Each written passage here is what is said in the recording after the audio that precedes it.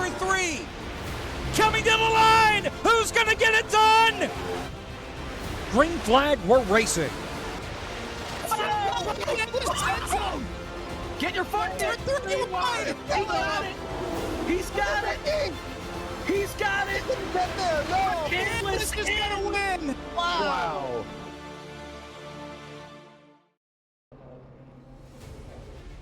The Barr FTF Cup Series welcomes you to the virtual Daytona International Speedway, where hopefully you've got the popcorn ready to go for tonight's Pepsi 400.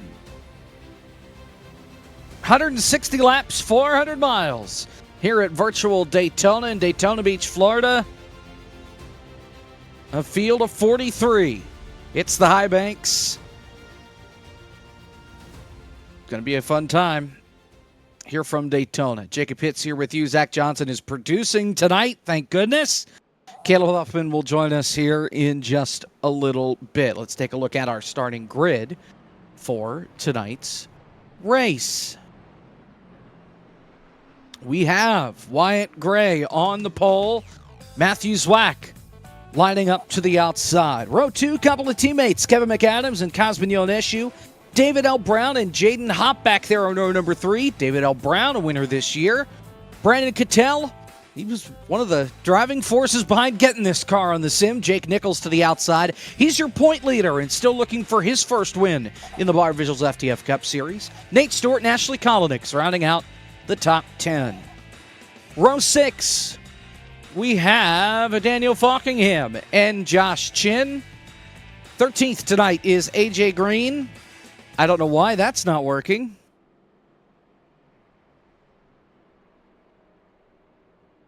I am concerned. You hit next and nothing happened.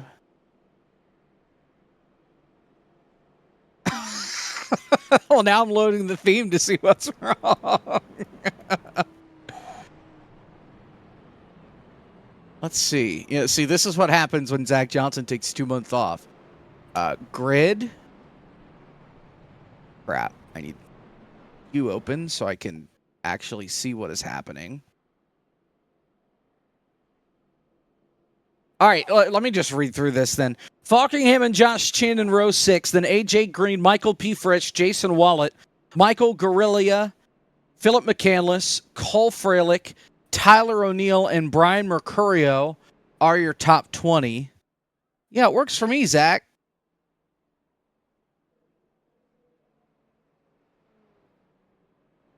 Love that. Are you sure you're hitting the correct next button? Okay, well. Oops, and I didn't want to close ATVO, and I just did. All right, well. The rest of your field, I don't remember where I was. So 21st is Jonathan Gope. Seth Knoll, 22nd. Jake Poulin, 23rd. Of course, Knoll, your defending winner here at Daytona, back in the Barr Visuals FTF 500. Then it's Jonathan Cutlip, 24th. Paul Mikolajczyk, Ethan Harrison, Dylan Basin, Brett Punkari, Aaron Brown, and Malachi Drake rounding out your top 30. Scotty Smith and Jacob Wilkerson, Spencer Burns, Arndt Reimer, Chris Wetz, Blake Reynolds, Ryan O'Rocky, Ronnie Osmer, Brian Zabelski, Justin Malillo, Jamie Ritchie Price, William Schmidt, and David Cabrera, your field of 43. We are now half a lap away from getting under the green flag and getting ready to go here from Daytona. We don't have lights on this version of the racetrack, so we have to run it in the middle of the day. But that's how they used to do the firecracker anyway, so, you know, it works out in the end. Taking the Gen 4s out for a spin instead of the 1987, so may not see a blowover, but should see some great racing, and in the end, somebody, after 400 miles, is going to hoist the trophy in victory lane. Wyatt Gray and Matthew Zwack are lined up on the front row, a pair of Chevy Monte Carlos. The iRacing pace car comes off turn number 4. We'll head to the apron, and we'll head to the safety of pit road. Hopefully we don't see it leading the field too much tonight. 43 cars are ready to rock here at Daytona. 400 miles on tap. Green flags in the air. We're racing at Daytona.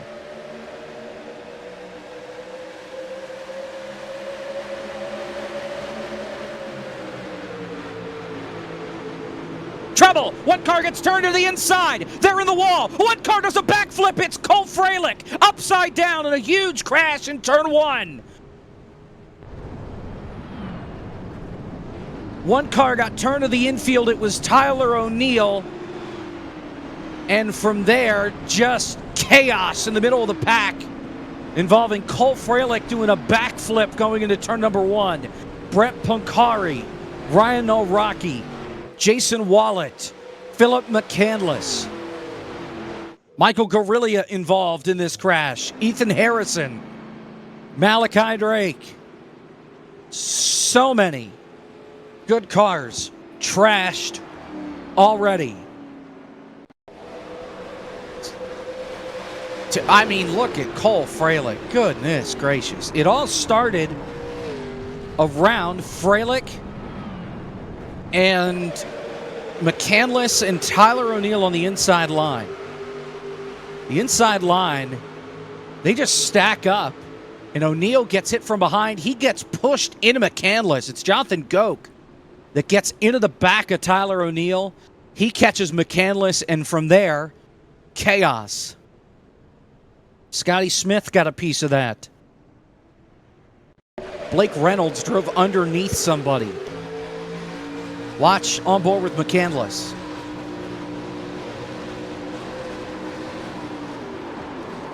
There's nowhere to go. And there's Freilich's car up on top of him. Oh, goodness. One more view. I mean, he sticks the landing. Then crowd surfs. There's Wallet getting up into the air. Brian Zabelski got a little piece of that as well. So we make it 2,000 feet, if that. It's our first caution flag of the night already.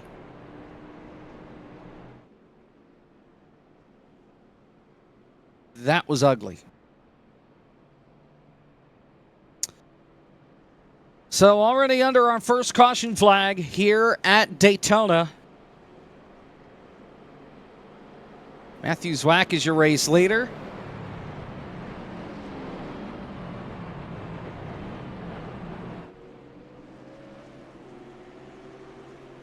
There are a lot of cars on pit road. I think some are just trying to fix the damage from being involved in that wreck. Freilich is one of them, and yeah, I mean, Freilich's car is destroyed. The right front is gone. I think the front clip is gone off that car. Jacob Wilkerson's destroyed. Michael Guerrilla, Jason Wallet. They will put the cause on Jonathan Goke. He will have to drop to the tail of the field and suffer a pass-through penalty on the restart because of wreck score. Goke not too happy about that being called on him, but from my vantage point, it's hard for me to disagree. One more view. Watch the 08. They stack up. He gets into the back of O'Neill. Choose. Justin's angry about the choose. We need to see the choose. That is not the choose. The camera didn't save. Spencer Burns absolutely failed. He ran it over. I think everybody else is okay.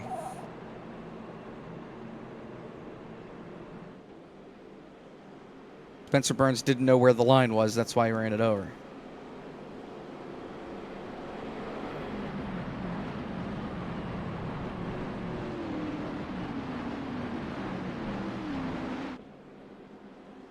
All right. Well, let's see if we can complete a full lap. We started with 43 cars on the racetrack. There are currently 38 on track. Make it 39 as Philip McCandless leaves pit road. Poncari has parked it. He was involved in that crash. Cole Freilich and Jason Wallet are both on the pit lane with meatball flags. I think they're going to be sitting for a while. Guerrilla is also still sitting on pit road.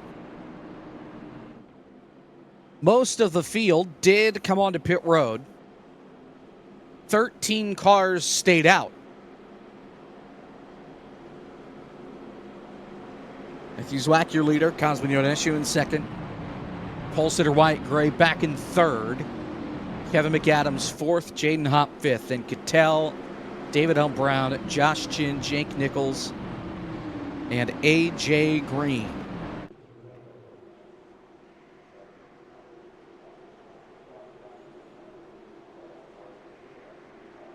Pace car heads to pit road. And we will try it again. Green flag. Back underway here at Daytona.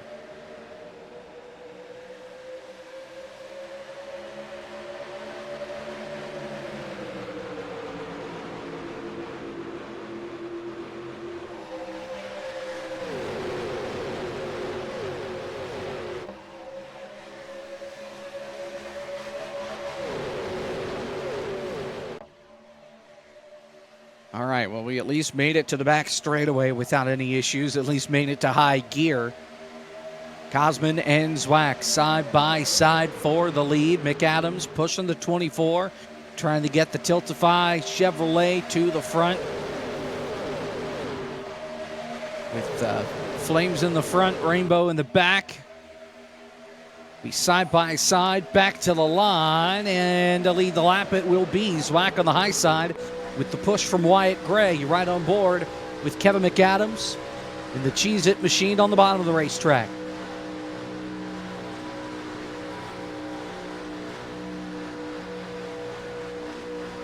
What the?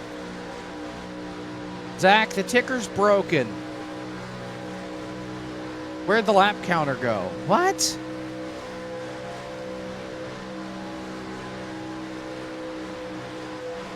No, I gave you the same thing that I just loaded that worked.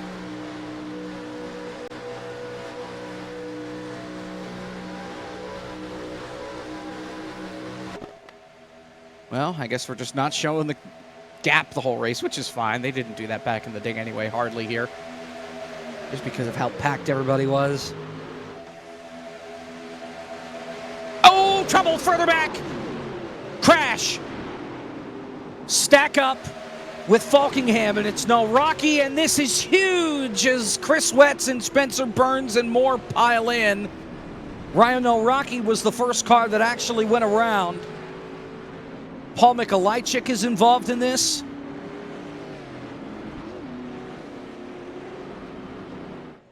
They stacked up in the outside line, getting into turn number one. Daniel Falkingham, the first car I saw sideways. He was able to save it, but several others could not, and it's our second major incident of the night. Let's take a look. Outside line. Aaron Brown that gets into the back of Falkingham, and that just spins him around. Nowhere for Rocky to go. Jamie Ritchie Price involved. Mikolajczyk, Scotty Smith. Michael P. Frisch, one of your championship contenders, is involved. There's Wetz.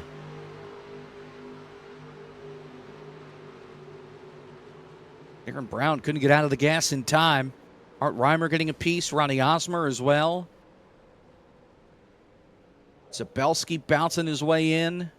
David Cabrera. There's McCandless, who was involved in the first wreck, missing it. This time around, just barely. On board with Cabrera deep in the field.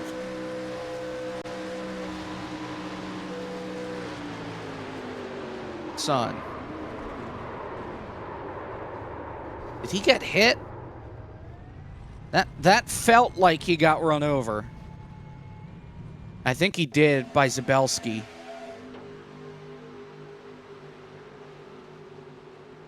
Let's take a look. Oh, yeah, punt, pass, and kick. There he goes.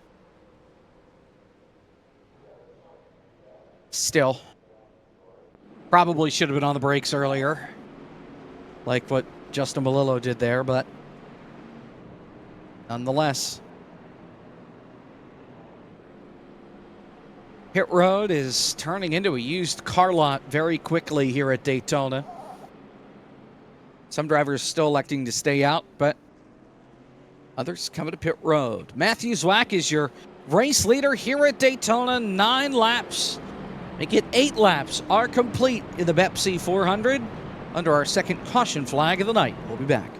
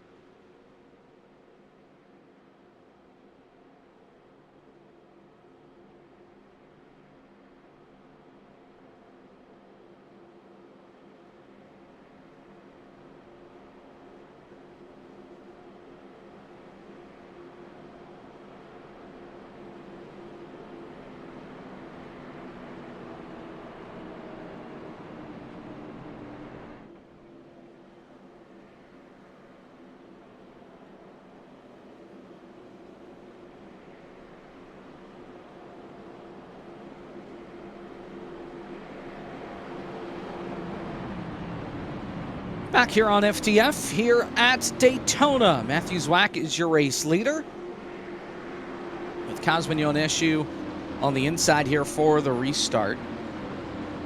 It's our second restart of the night after our second caution flag. We'll have 10 laps complete of 160, so still a long way to go. Haven't really been able to put together a long run. Let's see if we can do that here back to green.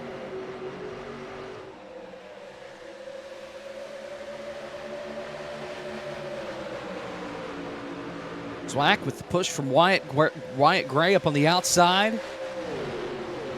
Field much more spread out on this restart.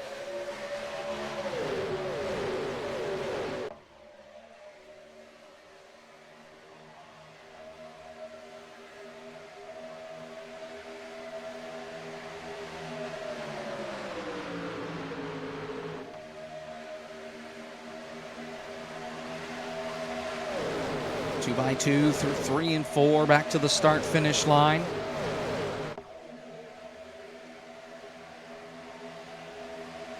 Black will lead yet another lap here at start-finish.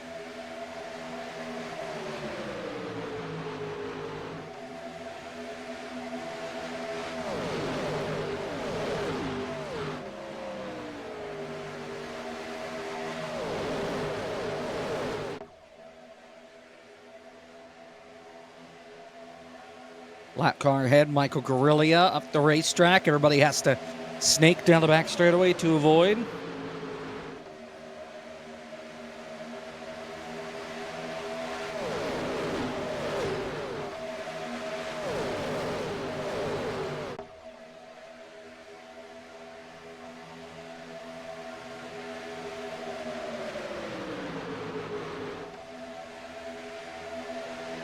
Man, these guys are super slidey around the track.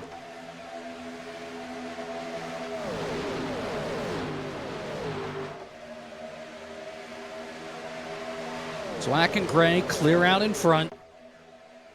Side by side for third. Jaden Hopp on the outside. With Cosman and Kevin McAdams. You've got Josh Chin down there as well. So the Mouse House flexing its muscles a little bit. 3 wide, almost further back as Daniel Falkingham gets out of shape. You're right on board with Josh Chin.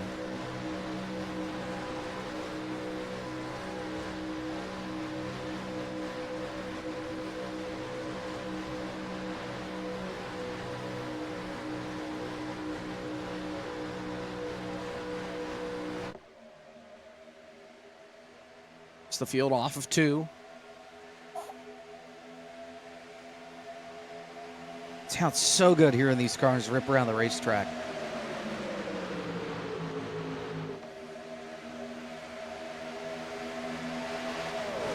The outside line showing the most speed right now, at least early on.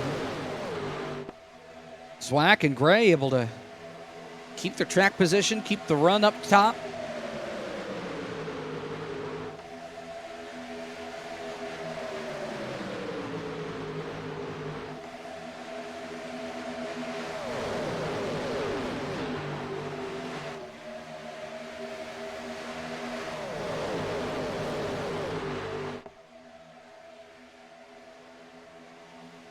Somebody just blinked.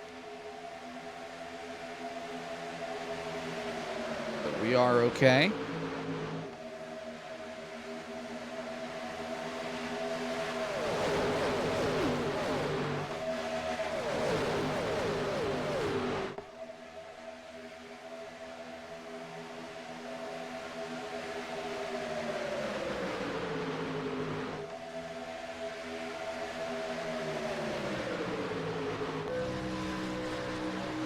On board with Nate Stewart, who's sliding up in that outside line. You can see they're 3 wide up ahead of him.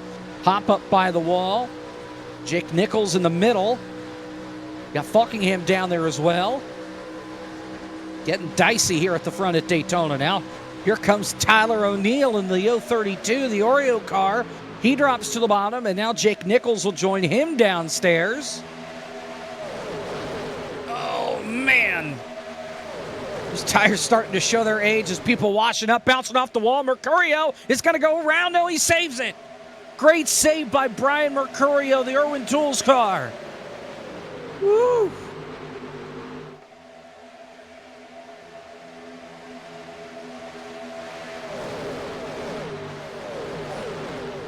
Meanwhile, at the front for the lead, here comes Jake Nichols on the inside.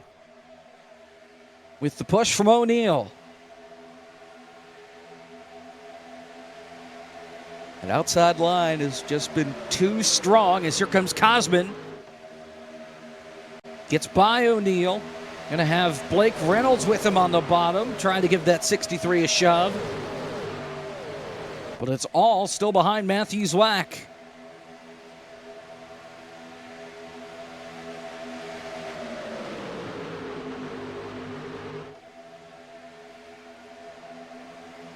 Oh man, who was that? Cattell in the 80, the Dale Jr. lookalike car, just dropping to the middle line.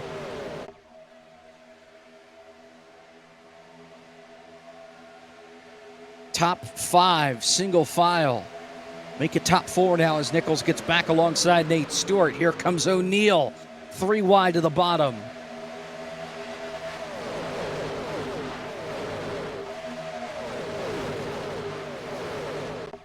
Oh, trouble! Off the corner and around the 93 of Dylan Basin. Got the wall and got turned into the inside wall, and the caution's out.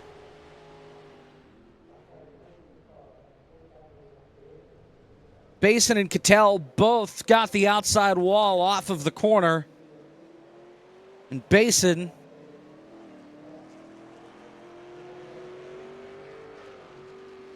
looks like he may have gotten some help after getting the wall and going around. Let's take a look. Yeah, it's the 07 of Ethan Harrison that gets into the back of Basin.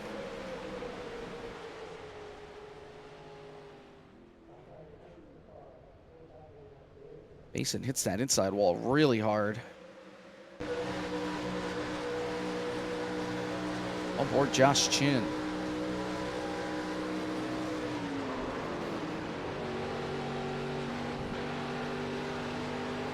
Got a piece of that. One more angle.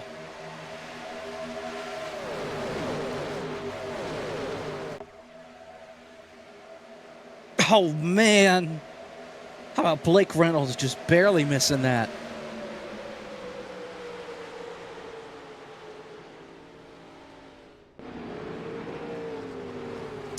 Pit road is open, and it's going to be a very busy place.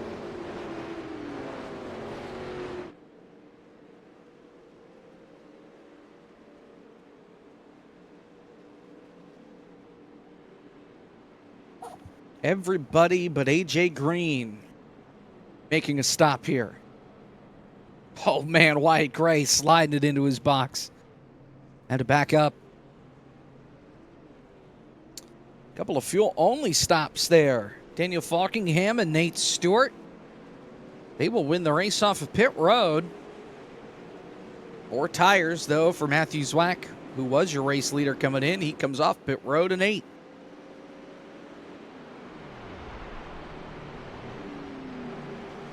Make it 9th because of AJ Green staying out. So SpongeBob himself is at the front of the field here at Daytona. 20 laps complete this time by. We're already under our 3rd caution.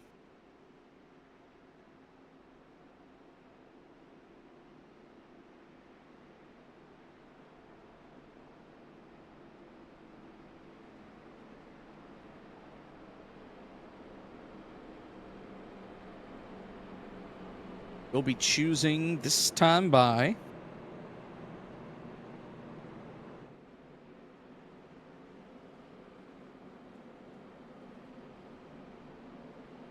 Mr. Malillo is once again begging. Just don't we have 2 pit road cams here? Or if we only have one, just drone it and slide it over. I've done it.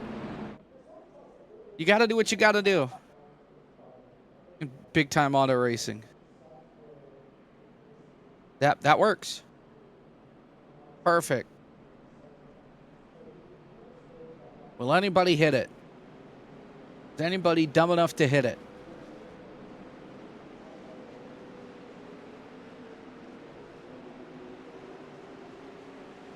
Spencer Burns hit it. Unbelievable.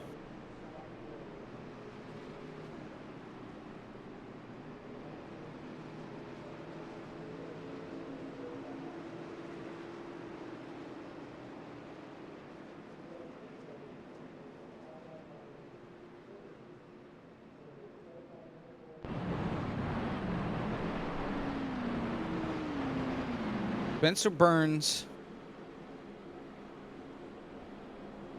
Oh, Spencer Burns hit a car before the Chews got into the back of the 07 of Ethan Harrison. No big damage, but he hit him and then just hit the Chews zone and then parked it in the pit box.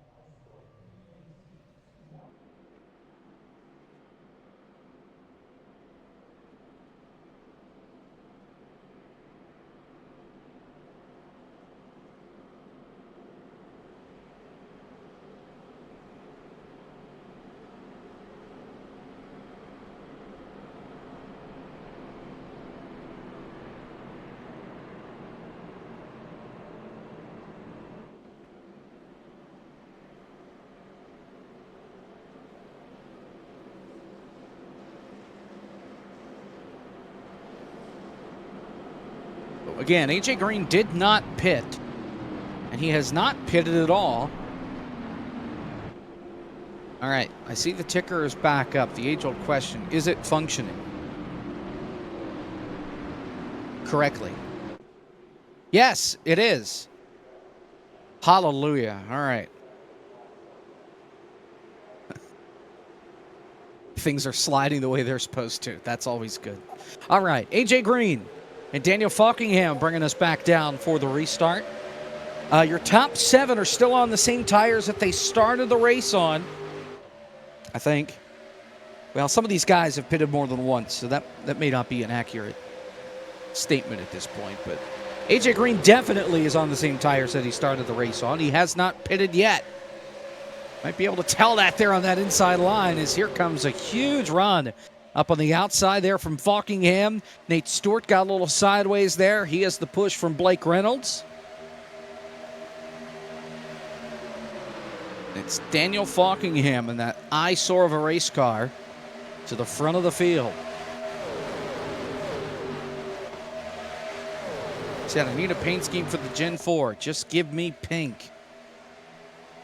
And whatever 6 Karma I got Contigs on means. Meanwhile, here comes Kevin McAdams with the push from Cattell, looking for the lead. Here comes Blake Reynolds, 3 wide on the inside.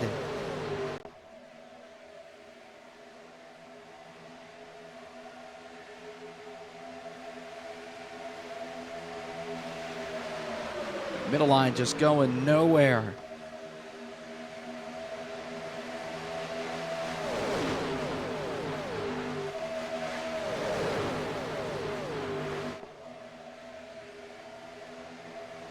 Falkingham leads, Nate Stewart, and now here comes Blake Reynolds peeking to the inside. Now gets right back to the bumper of Nate Stewart. That's dangerous. Jonathan Cutlip up there in 4th. Here comes Zwack looking for the lead. Oh, Kevin gets into Jake Nichols and puts him in the wall with Tyler O'Neill. He collects Goke. They're all going to get it straight in turn 2. We stay green, and now Tyler O'Neill is drifting it on the apron. Another car spins trying to avoid. He does not save it on the apron. That's Malachi Drake. But we are still green.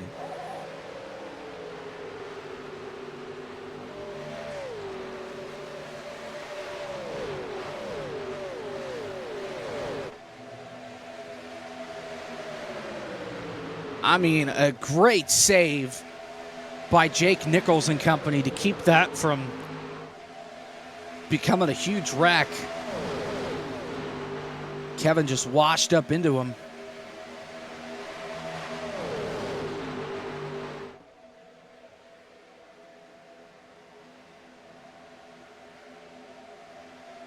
It is a, 10 car, 12 car lead pack here at Daytona. And Seth Knoll kind of all by himself, and then a pack of about 15 or 20. The 8 seconds back from the leaders and growing. Let's take a look at the replay of what happened with Jake Nichols and company. Kevin washed it up. They were 3 wide. Couldn't keep it down there, and I mean, a great save by everybody involved.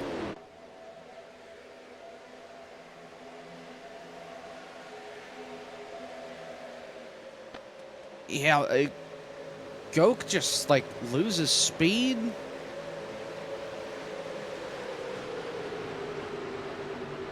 I'm not sure what that was. I'll be honest, because I saw it as well as. I wonder if he's got a meatball flag. Oh, he wrecked it all by himself. Huh. He does not have a meatball for what it's worth. And he just came off the pit lane after getting some of that damage repaired.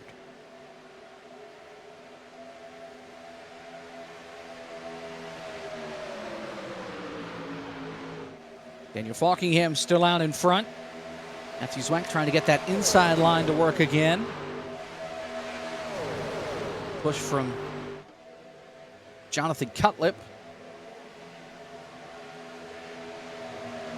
Another good run for Nate Stewart. He has shown how strong he is in these Gen 4 cars. Hasn't necessarily had the finishes to prove it, but he has impressed since we've introduced the Gen 4 to FTF competition here this season over these last couple of weeks.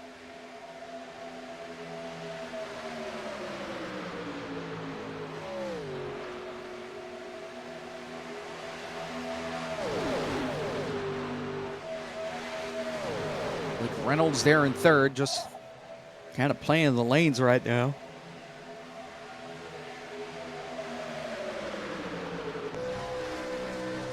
On board with Nate. Oh, wow, look at that.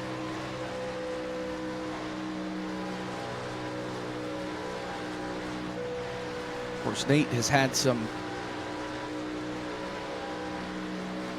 airtime this last week, and by airtime I mean literally taking flight between the Rectangle 500 last weekend and the Modern Racing Prince.com Open Wheel Series race at Spa last night. No, Friday night.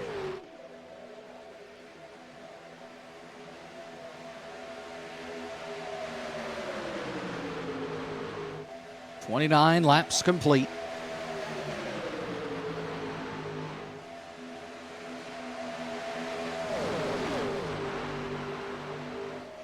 And he just seems to be fine. Ryan behind that 39 for the time being. They keep just clicking laps off.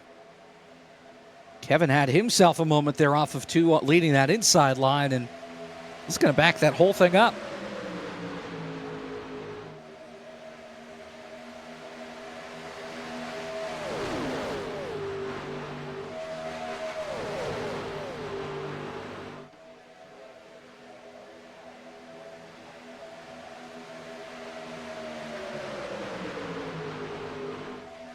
Again, 12-car lead pack.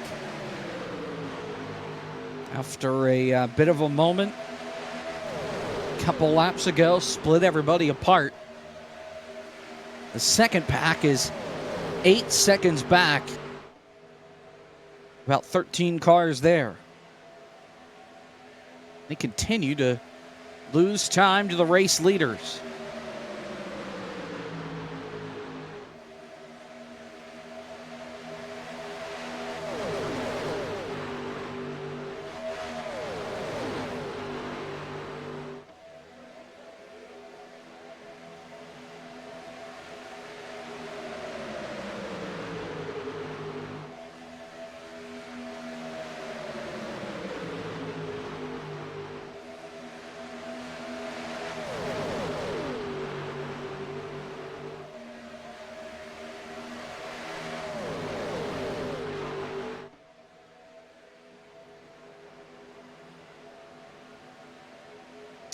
Everybody single file in this lead pack.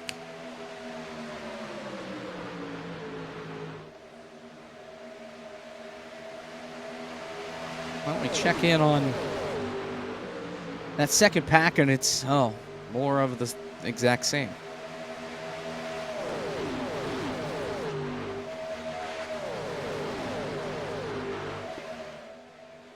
Oh, somebody got the wall there. Who is that? William Schmidt, the 79.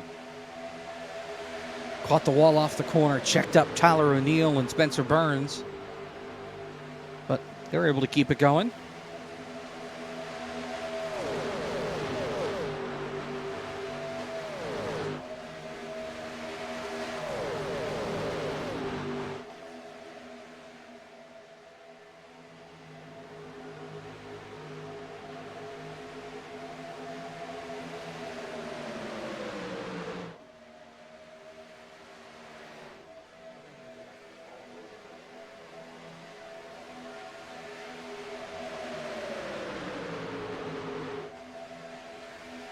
Here are your leaders. Trouble car inside wall. That's Jaden Hopp. We are still green.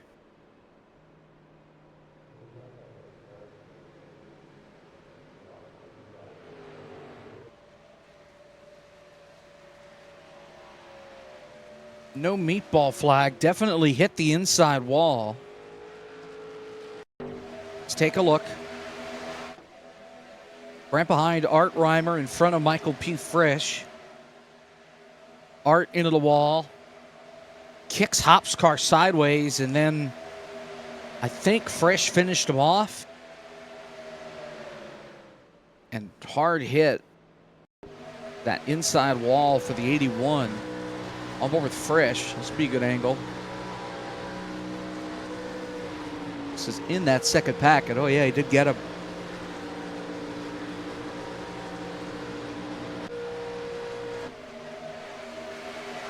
See, Frisch also lost the draft. Now he's got Jake Poulin and a couple of others right behind him. It also looks like, though, Frisch has some damage to the rear of the car. So I think he got hit from behind trying to get out of the gas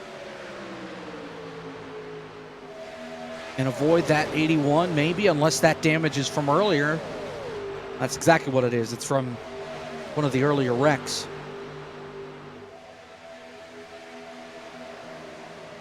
At least the damage on the back. Looks like the left front fender might be a little wrinkled as well.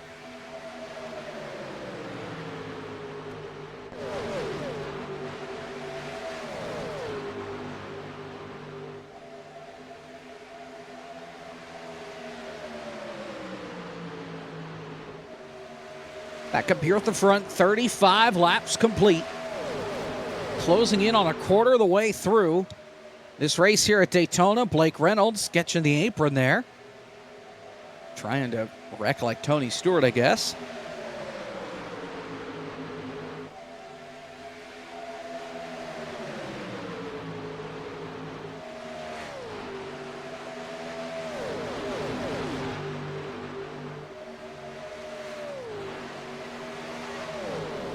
Again, this lead pack, 12 cars in it. Everybody single file. Nobody really pushing the issue anymore. Had 3 early cautions in the first 20 laps. And now things have finally settled down a little bit.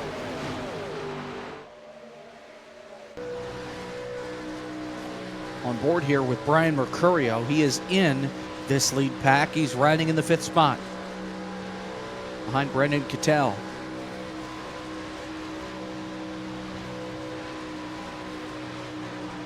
It's got the Kurt Busch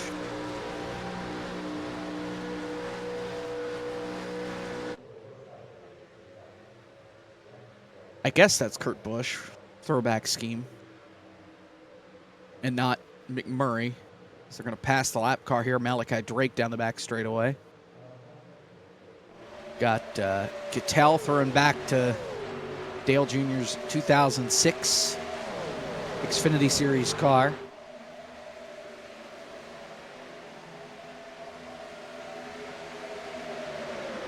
Gonna catch a pack here up at the front. They've got Jaden Hopp, who we saw just wrecked. They'll catch him. Then the next group of cars, you have Ryan Olraki, Jacob Wilkerson, Justin Malillo, Jake Nichols, and Brian Zabelski. They are all on the lead lap and trying to avoid going one lap down. But there are more leaders than there are of them. So this could be a very easy way to get by him. On board with racer / administrator Justin Malillo, race admin himself. As here come the leaders. Some will pull over. Looks like they're all going to pull over here. At least I hope so. Nope. No, Rocky's going to make it a little harder.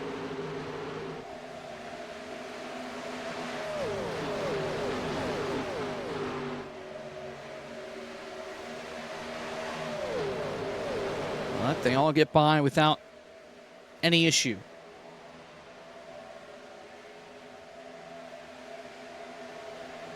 And now they'll pass Justin as well.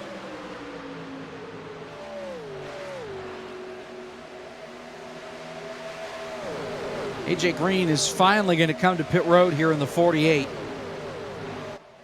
Remember, he did not pit under our first 3 cautions. So this is his first stop of the day, getting way off cycle of everybody else, but he had to pit or he was going to run it out of fuel. So the correct decision for driver 48.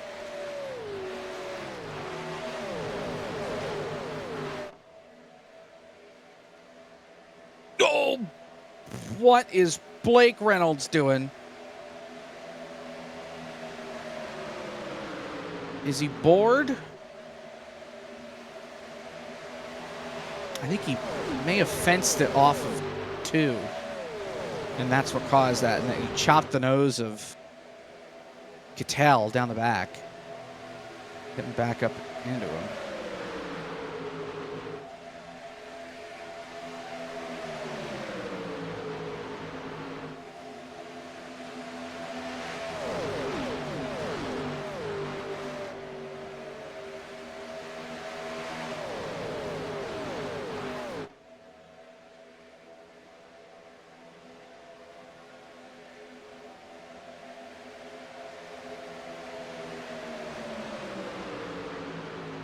Well, can't say that this type of racing isn't realistic right now.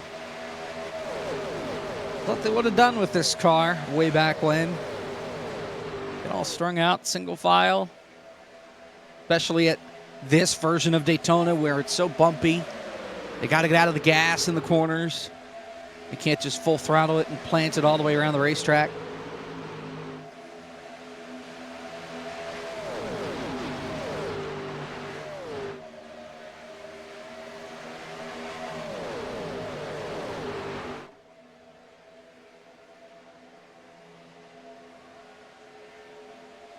Past the quarterway mark here at Daytona. Here comes David O'Brown peeking to the inside a little further back.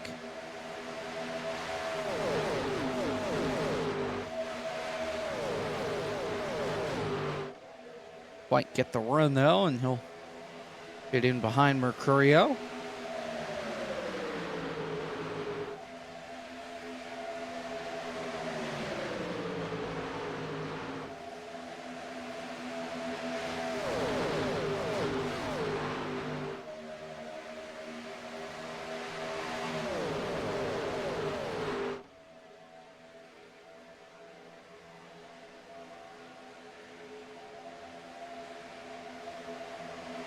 Daniel Falkingham, the man out in front.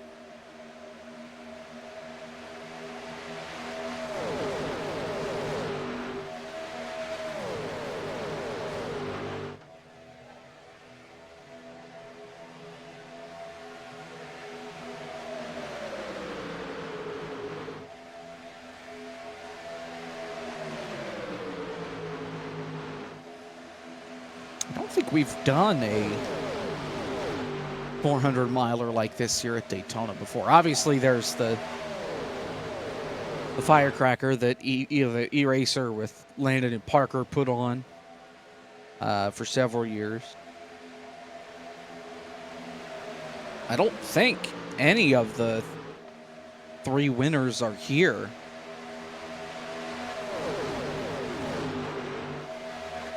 I'm blanking on who won the first one. Cozy's obviously not here. He's in Indy. And then Logan Helton's not here.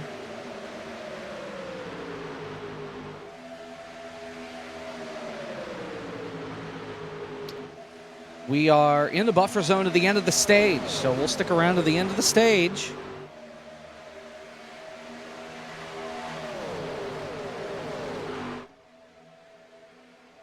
We're at the buffer zone. That means essentially if there's a caution now, this would be the end of the stage.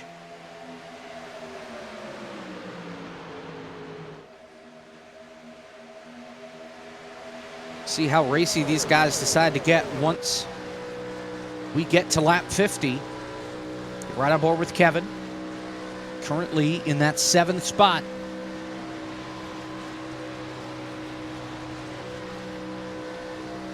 By the way, Jonathan Goke has parked the car, joins the group of folks that are out of the race. That includes Philip McCandless, Aaron Brown, Jason Wallach, Cole Freilich, and Brett Punkari.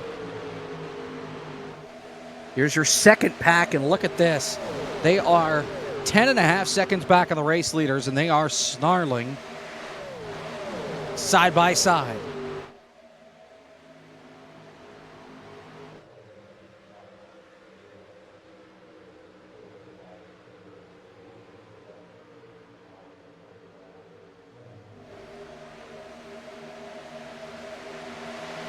Blake Reynolds says his roof is leaking.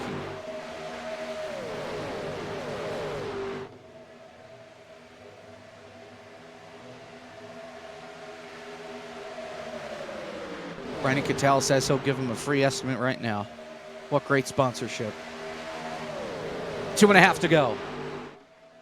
Oh, Blake Reynolds is on the apron. Must be because his roof's leaking.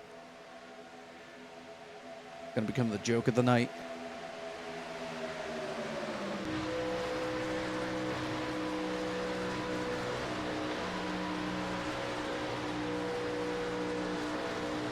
Coming to 2 laps to go. Here in stage 1. There is no caution at the stage end. Keep on trucking. Even after the green and white checkered flag. Thankfully, we don't throw cautions for the end of the stage. Buckingham trying to pick up another. As we only have 6 races to go after tonight in the playoffs.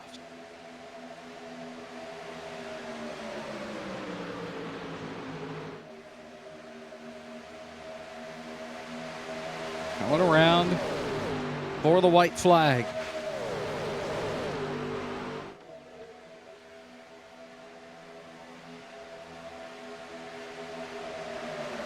One to go. Stage 1. Daniel Falkingham out in front, and nobody has made the move to try and pass him yet.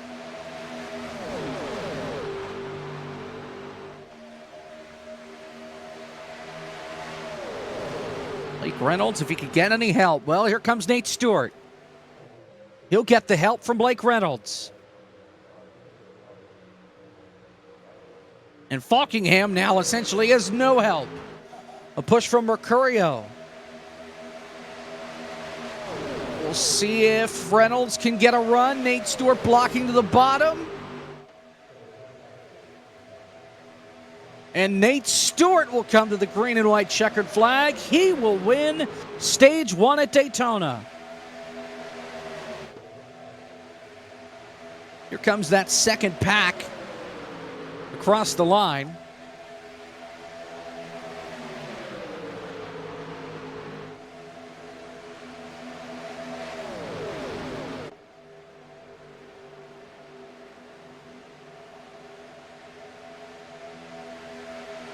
$50 laps in the books here at Daytona. Nate Stewart, your winner of stage number 1. He's your leader in the Pepsi 400. We'll be back right after this.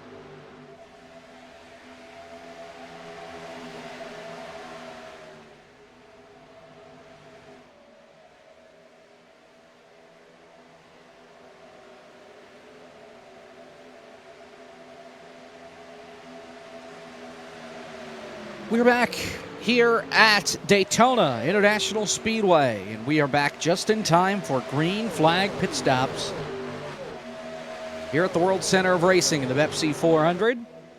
Here on FTF, none of your race leaders are going to pit, but this second pack that's making its way off of turn 4 right now, drivers like Josh Chin, Seth Knoll, all coming to pit road. This is going to be dicey. Watch out. There goes Ronnie Osmer mowing the grass. Somebody else is going to join him. That's Ethan Harrison. Harrison's given up. He's just going to go around and do another lap. Jake Poulin mowing the lawn as well. Black flag, Michael P. Frisch. Speeding. And that is it.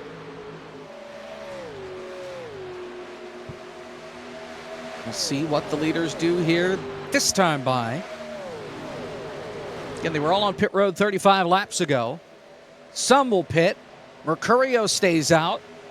And, well, 4 will be the only ones to stop. Stewart, Reynolds, Kittel, and Falkingham, as the always fashionably late Caleb Hoffman joins the program. 55 laps in the books here at Daytona. We have finally stopped wrecking long enough to get a fuel run in. Yeah, I know, and really interesting how everybody's cycling out right now. I think the second pack did a, for the most part, good job. You had a few guys with issues getting onto pit road, but this pack did a really good job of staying somewhat grouped together as they rejoined on the backstretch now. They're going to be having a few guys coming full speed alongside them. We'll see if this first pack and the guys that pit, guys like Nate Stewart, Blake Reynolds, Daniel Falkingham, can have as organized of a run off the pit lane.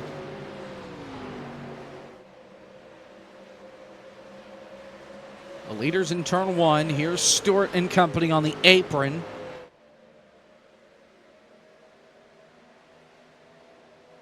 Black flag, Jaden Hopp for speeding. So these guys will come out in front of Matthew Zwack, Brian Mercurio and company, but they'll stay on the lead lap. And obviously, the current race leaders still need to come down onto pit road for service. And it looks like they might do that right here as they all drop to the bottom. It was a little sketchy, but oh, there's no way David L. Brown. Black flag, 83. Absolutely did not make pit road speed. And that's absolutely what you got to be careful of. Around on pit lane now. Backbreaker under green. I know 58 laps, 57 laps complete, but there is not a ton of race left, all things considered, just a little more than halfway. Gonna need some help to make it to the end. And all things considered, fortunate. Yeah, not that fortunate that that's not a pass-through penalty and he has to come back down. He just gets to sit in the box and serve it. But the real death blow of that is going to be coming off a pit lane and having no help. So, I mean, maybe if you're fortunate, you can join back up with the leaders as a lap car and try to stay on the lead lap, but it not looking great. Chances are that you are going to be a lap down and going to have to fight for that spot. Meanwhile, you can see this group of Blake Reynolds, Daniel Falkingham, Nate Stewart all grouped up and up to speed. See where they'll cycle out in comparison to Brian Mercurio, who is the leader but does not have any of that drafting help right now. Passing the 5th car in line in this group, Cosman, on the inside off turn number 4. Yeah, Mercurio actually got out to a huge lead. He's out to a second gap over everybody else. He is just far and away out in front of everybody right now. Now, it's not going to last all that long. He's going to get eaten alive. And here he goes. Reynolds to the outside. And we'll be seeing you. Mercurio will slide back into the pack. And Blake Reynolds will take the lead here at Daytona for the first time tonight.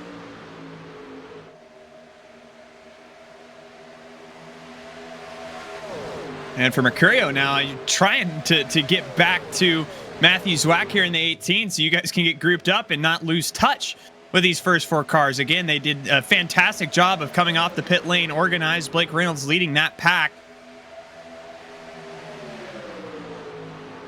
And a little bit of a run right here for Zwack and Mercurio. Should be able to stay right in line. Kevin McAdams, Jonathan Cutlip, Cosmin Ionescu, part of this group as well. Then way back, you'll find Wyatt Gray, who's with the lap car, Justin Malillo. Yeah, Wyatt Gray lost this lead pack. AJ Green did as well. Remember, he's off cycle.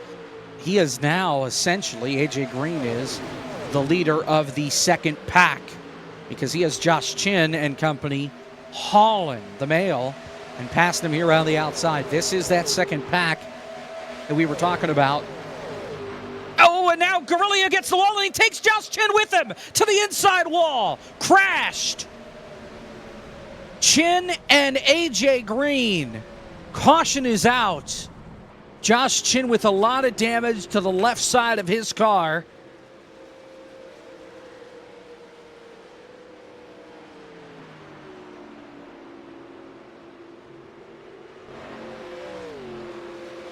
And the caution's out for the fourth time.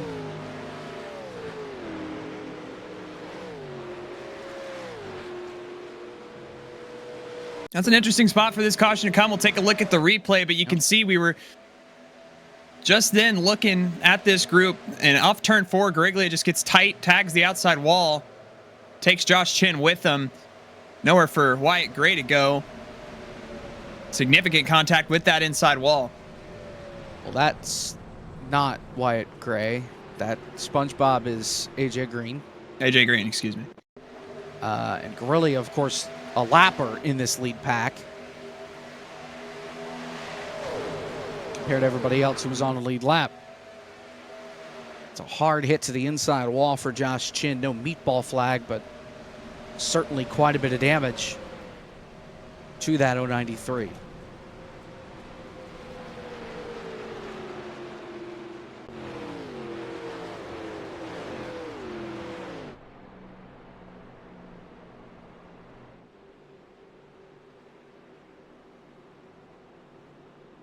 And all things considered, I mean, a good job from everybody to not pile in that and make it bigger than it needed to be. For the most part, only cars with considerable damage are Guerrilla, not Wyatt Gray. I'm going to do that again. AJ Green and Josh Chin, who probably got the worst of that one. You are. Yeah, these things happen. So it's only been 6 or 7 laps since everybody was last on pit road. And it looks like most of the leaders are going to make the call here to pit. So despite just being on the pit lane, they're going to make the call and at least take fuel. No tires to call from Blake Reynolds, so fuel only stop for your race leader coming in. And that might be the decision here for just about everybody up and down the pit lane. Oh, and it's Falkingham by a nose winning the race off of pit road.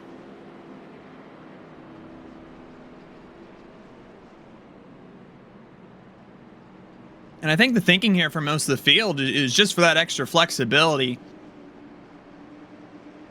to the end of stage number 2. Don't think you'll be able to make it all the way to lap 100, but again, you don't want to be on your own when it comes to strategy. Again, we saw what the effects were, even with David L. Brown and that speeding penalty, but you come down pit road and you're all by yourself, the only one on your specific strategy, you're going to be left out to dry, and it's not going to go well for you, especially with the laps continuing to dwindle down here at Daytona. So Jake Poulin stays out. He is your race leader. Daniel Falkingham, the first car off of pit road. Everybody from 2nd to 18th took fuel only. 4-tire stop for Seth Knoll, Scotty Smith, and Ethan Harrison, it looks like.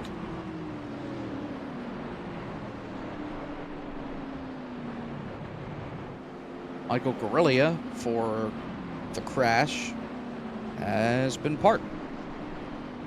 Wreck score.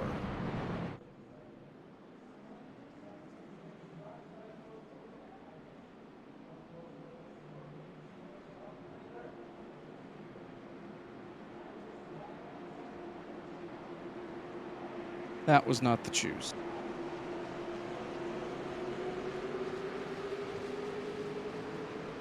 No. Okay, it was the choose. See, we don't have Ben Easterday to tell us we're choosing this time choose, so I got confused. Yeah, that's what we need. A little bit of a stack up here, going 3 wide for a moment. Yeah. You guys already chose, so. We're still under caution, gang.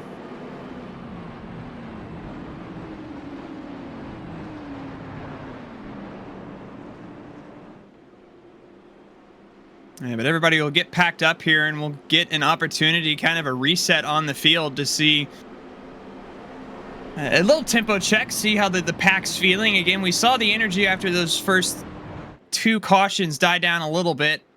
And then really after that 3rd caution and into that fuel run, seeing the aggressiveness from this pack come down, but especially as we get more towards the end of stage number 2, again, that'll be here in about 30 or so laps.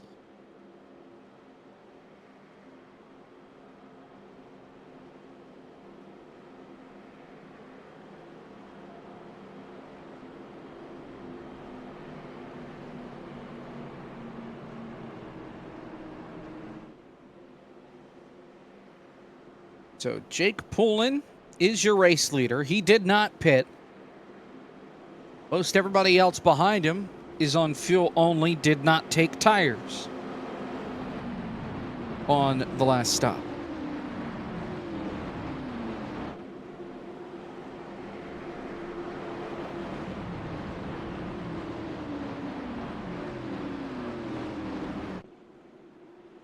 Here we go. Pace's car will be in sooner or later. Here he comes. 64 laps complete. We are back to green as we close in on the end of stage number 2. The stage ends at the end of lap 100.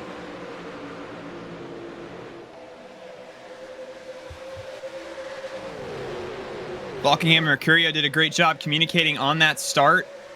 Glued together and should have a little bit of a run. And you can see on this outside as well, that's where Wyatt A. Gray is at in the Kingsford machine. Has a run on Cutlip as well. Help from behind from the Furniture Row machine of Matthew Zwack. Cutlip just going the wrong direction there in the middle. Can drop all the way to the back of this front group. Daniel Falkingham back to the lead. Jake Poulin trying to keep it together there on the bottom. Blake Reynolds staying with him, so will Nate Stewart. But it's been this outside line that has just been so strong, especially on these restarts when everybody is bunched up together. Falkingham continues to lead the way.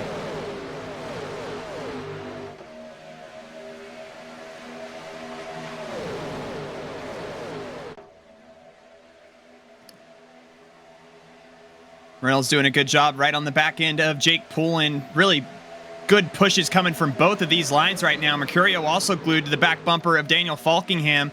That is one of the good things about this Gen 4 update that we have. The super speedway bodies are configured to push for this type of racing, so you don't get as many. Oh, Trouble. Caution. Ronnie Osmer in turn 4.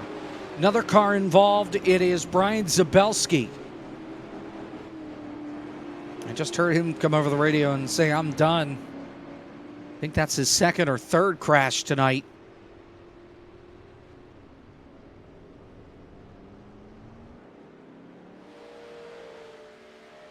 Yeah, and they had split up. I'm not sure what happened between this pack, but I think with that line of lapped cars, there's a little bit of a stack up on the restart had really held this group up, and everybody was packed together. Get a look at what happened specifically, though. Again, you can see this offshoot back here. Let's see. It looks like they're going to split him. And, whoa, Ronnie Osmer just runs up the back of him. That's difficult, too, because Frisch was right behind Osmer. Yeah. And it looks like contact between Frisch and Osmer as well. I think. And Zabelski had to slow down there because if he didn't, he was going to wipe out David L. Brown to the outside. So he had to get out of the gas. And because of that, I think just Osmer wasn't expecting it. And that's why he caught up to him so fast and wound up in the trunk. On board Justin Melillo. Ooh. Somehow made it through that. And what a save again by Michael P. Frisch there on the apron. Channeling a bit of that 2012 Kyle Busch. He's going to drag that thing kicking and screaming to the end of this race. You know who's really happy about that caution? I mean, you mentioned him. He didn't get taken out, and that decision probably saved his race. David L. Brown up on that outside not only did not get collected in that wreck, but is back on the lead lap, has been waved around. So a little bit of life for car number 83, who, again, we know has speed, was up in that lead pack before that speeding penalty on pit lane. Yep.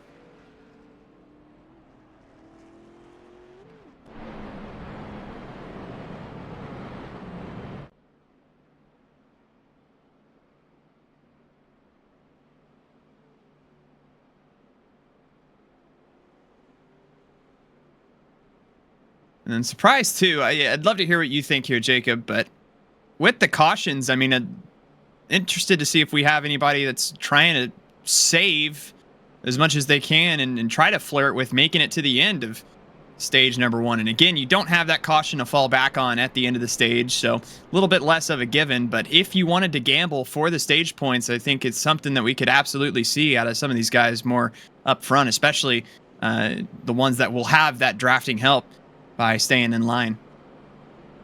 Now for Poulin, it will be tough. In fact, I think no matter what, Poulin will have to pit to make it to the end of the stage. For everybody else, though,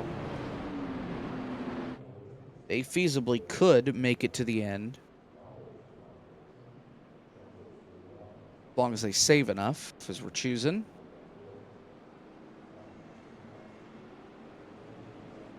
Oh, nobody hit the choose zone. Considering I think we've had some people mid-pack that have hit it every single time. All right. And crisis averted for most of the field. Yep.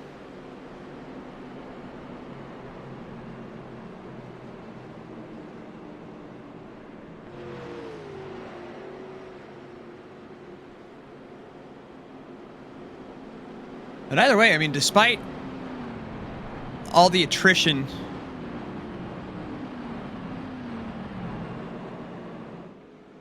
.28 cars on the lead lap. Michael P. Frisch, first car 1 lap down. He and Jake Nichols, the first 2 in that race.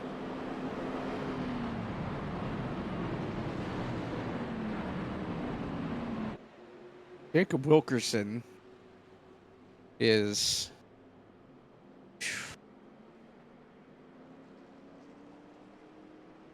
making decisions. He tried to beat the pace car by speeding off of pit road. He still didn't beat the pace car despite speeding. Nate Stewart called him out on it. So Wilkerson pulled over. Now he's parking it. After Melillo came over the radio and said, hey, if you did that, whoever it was, you better pull over and let the pace car by if it's telling you to let the pace car by. Or we'll look at it after the race and you'll get disqualified. So now Wilkerson's just parking it himself.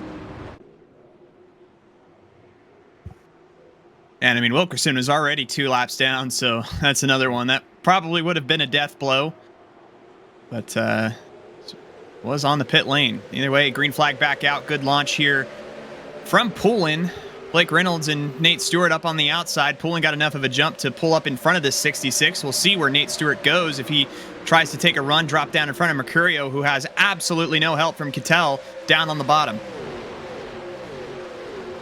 31 to go here in stage 1.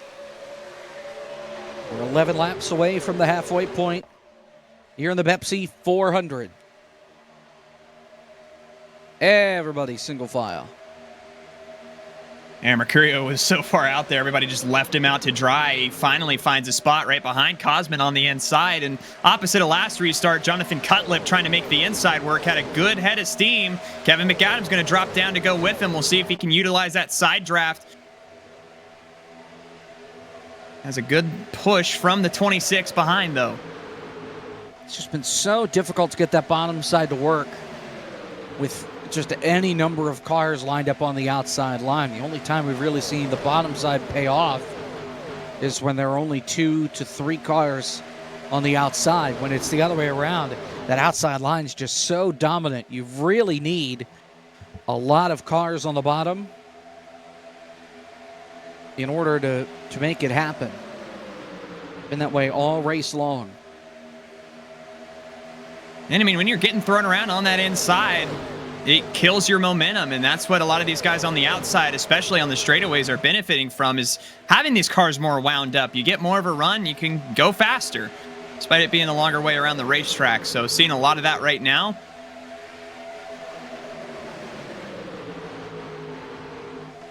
But on the flip side, if you get too many cars up on that outside, it's almost like the left lane on the highway. I'd kind of compare it to where everybody can get stacked up and, you know, a little chain reaction, especially deeper in the pack. Instead of getting on the brakes, you just take your momentum and go down to the bottom, and you can see some passing that way. But still, that inside just moving backwards for the time being. Well, they're starting to get a little bit of a run together. Seth Knoll leading that inside line. He had a huge run for Matthew Zwack and Cosman, but it really only lasted down the back straightaway and into 3, because now they're starting to drift backward again. How about Jamie Ritchie Price into the 7th spot in the 9, up on that outside.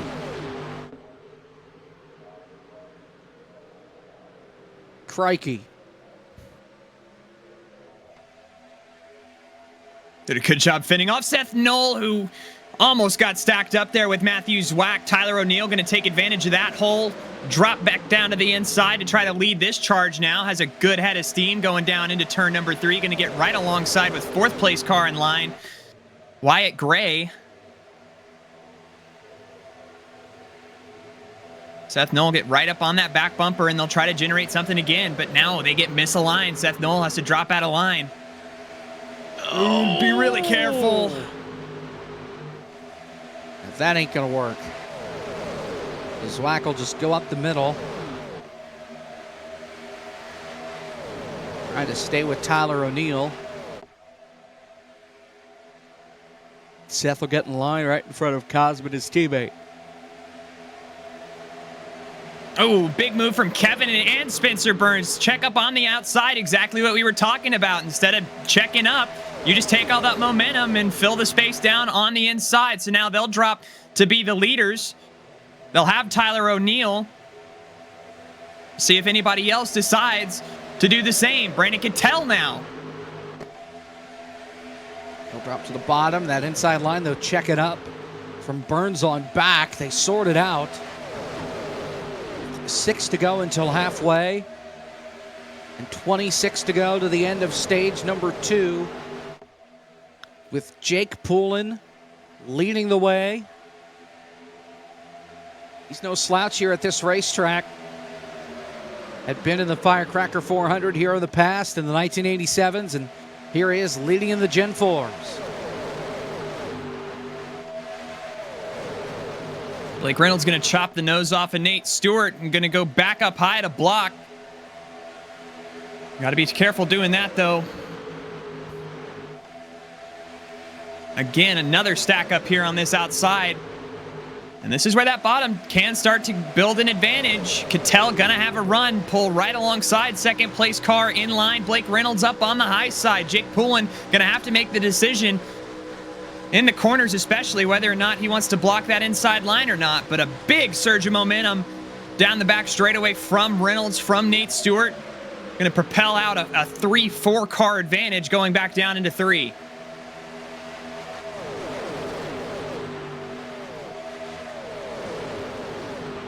Cattell will just have to try it again, but that outside line just seems so much more organized right now.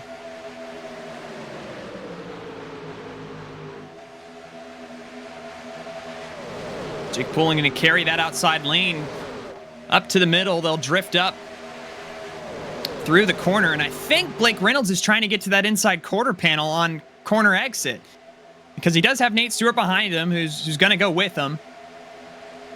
So if they can just get there.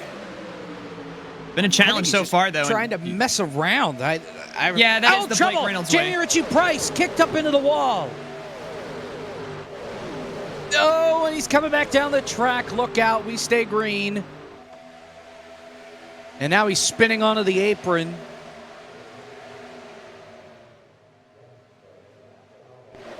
I think there was some net code involved between the 9 and the 7 of Jamie Ritchie Price. And Spencer Burns is going to get turned off the nose of Cattell. He tries to gather it up on the apron. He does. Going to come back up in front of Chris Wetz, and that's going to cause a chain reaction. Now they go around. Ashley Kolinick spinning. Art Reimer around, and caution flag is out. And that's just a case of not everybody checking up enough.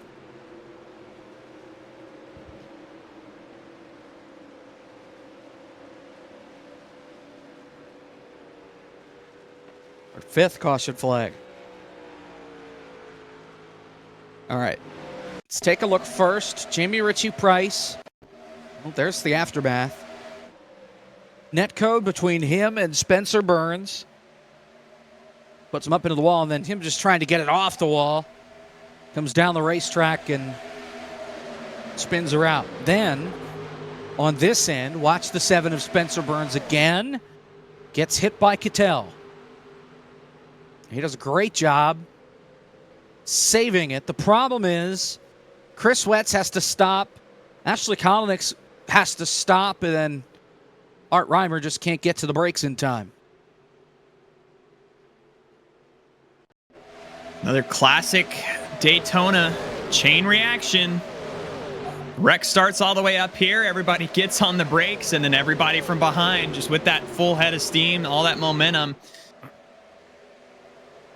don't react in time, and Ashley Kolinick and Art Reimer end up getting the worst of it. It's just like something on the interstate, right? Somebody has to check up, and it's just a chain reaction. They're on back. Tractor trailer has to get in line. Everybody's stomping on the brakes. All it takes is just one slow reaction. Cause calamity, and there it is. Damage to the front of Art's car. You can see the nose buckled up. Meanwhile, this caution is going to be a big favor for Jake Poole, and this will get him on strategy with everybody else. And he as overshoots far his as box. fuel. He did overshoot his box. So did Seth Knoll. But it'll cost Poole in some spots, but that's it. And this will also make sure that everybody can get to the end of the stage. Nate Stewart winning the race off of pit road. Fuel only for him, Zwack, and Falkingham, it looks like. First car off on 4 tires is Blake Reynolds.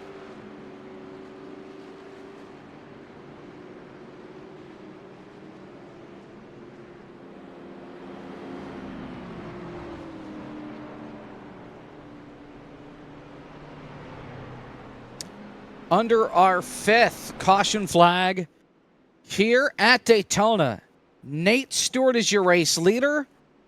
We are halfway in the Bepsi 400, second half. Coming your way next here on FTF.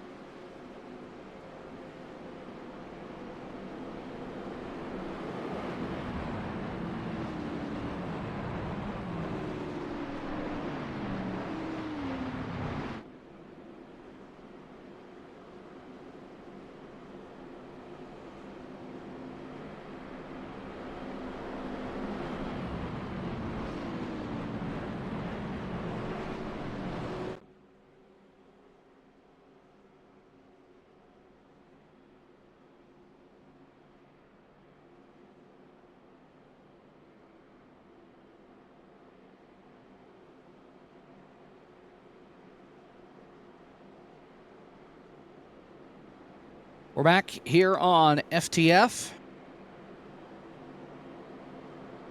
80 down, 80 up and 80 down here at Daytona.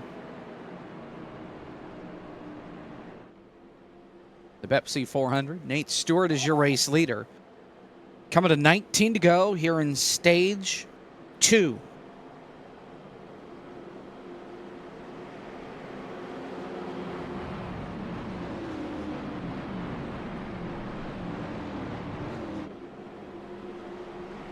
What in the world did Kevin McAdams just say? All right.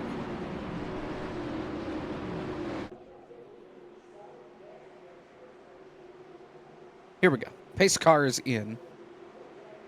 79 to go on the restart. Nate Stewart and Daniel Falkingham on the front row. They've been at the front of the field all race long. We're back to green. And really interested what the consequences on this restart are going to be. Fuel no longer an issue, and everybody can just be full send here to the end of stage number 2. Nate Stewart got the win in stage number 1. Trying to go back-to-back.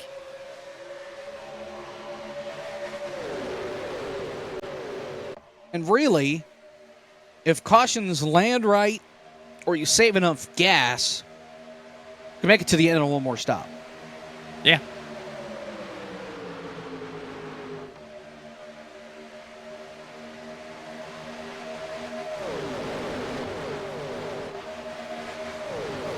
Light A Gray on the back, and Cabrera going to take this run. Didn't want to go with Malachi Drake, who got tight up on the high side. Ethan Harrison going with him. Some new names poking up inside the top 10, and we'll see if anybody wants to try anything crazy to try get up and break this about 4-car gap. This is where we've stalled out. This inside lane can pull to about the 4th car in line on the outside, and then everybody that's up on the outside lane doesn't want to risk it and go down anywhere. I'd throw that away, though. Here comes Matthew Zwack with help from Tyler O'Neill, glued to the back bumper in a big run. Cosman had contact with Blake Reynolds, and it scattered the middle of the pack. We stay green, and everybody kept it pointed straight, but here comes Matthew Zwack, who led early in this race, trying to retake the lead with the push from Tyler O'Neill, and Zwack's car just broke. Are you kidding me? In the year 2025, iRacing. Oh, no, Falkingham just did it too. It happened to Falkingham, who's in second. What is happening? That is significant damage. Tyler O'Neill was on the back bumper of Matthew Zwack. Daniel Falkingham, same thing. That car is now down on power. You cannot push either of these cars, and you've seen it now. Zwack is cycled out. Falkingham has done a good job to at least be sucked up, but he is going to get eaten alive here. Malachi Drake has a huge run. He's going to have to check up this entire outside lane. You got to get around him. Yeah, this is just disaster waiting to happen. And Falkingham had no idea. Falkingham had no idea he lost the bumper until now that he's getting passed everywhere. Unbelievable. And it was fine for the first 80 laps. And now all of a sudden we hit halfway, and 2 cars have the same problem within about 500 feet of each other. Oh, man, Ethan Harrison. Great save. He got hit by Blake Reynolds. Here comes Tyler O'Neill. He will take the lead. He told us earlier that he had a bet that it would take him 10 laps to get to the front of the field and lead a lap. Well, he's getting his TV time now. It's on lap 85 instead of lap 5. And a lot harder to get up to the front and control these races. And I think with these Gen 4s, I mean, in a lot of ways, it can be preferable, right? You're so out of control the entire time, especially deeper into this pack. If you can get out in front and just lead laps. I mean, you've seen before that bumper fell off for Falkingham and Nate Stewart, but that's been a fine strategy for them thus far. The 4 glued to the back bumper of the 032. And you do not want to be in the middle of this chaos a little further back. David L. Brown, we talked about him, went a lap down after a speeding penalty earlier. Spencer Burns is in the wall to his outside. Recollects it. Oh, and Nate Stewart going to tag the wall. Oh, my goodness. David Cabrera, what a save down on the apron. Going to have to rejoin in the tri-oval. Oh, man, I thought They're about to wreck. They're about to wreck. They're about to do Yeah, it. there it is. Harrison. Malachi and Drake. Drake. Malachi Drake and Cabrera, and there goes Oh, Harrison. Wrecked by himself. Mercurio pulling fresh. Caution. Oh, man. Ethan Harrison had it saved up on the outside.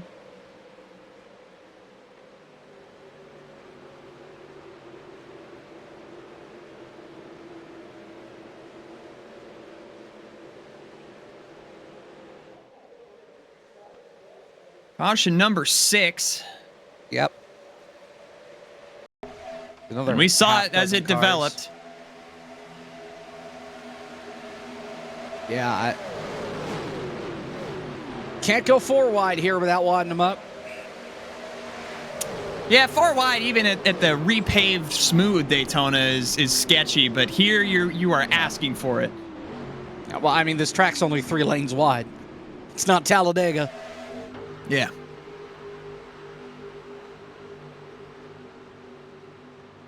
Yeah, I mean, Malachi Drake just didn't leave enough room there. But I don't think he knew they were 3 wide, and then Harrison almost had it saved. Ashley Kolnick's involved in another one. And Frisch avoided worse damage, but right on board. He definitely gets a piece of it. In a front row seat.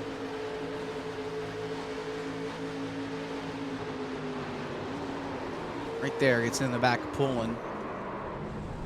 That's it. Yeah, I mean, could have been worse for Frisch. He can fix those optionals. At least he didn't lose the Scotty front bumper. Smith and Brian Zabelski have crashed under caution. We have 2 cars wrecked in turn 4.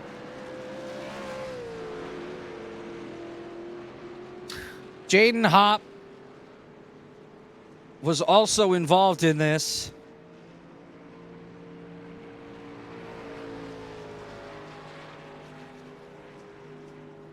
Ryan Rocky also got a piece. Oh boy. There's no Rocky. And what happened to Scotty Smith? So it all starts with the 23. Yep. Gotta go back a little bit more. Here we go. Now watch on the outside line. There's Jaden Hopp trying to get his lap back. And keep the high side clear for lappers. This has all been an Easter Day's fault. That's what we're learning. Oh, man. Yep.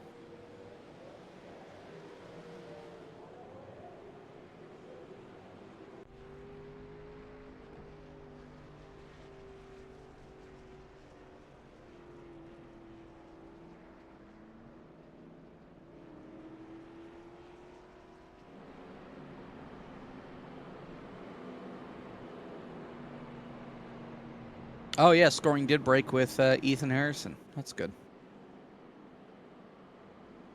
He must have...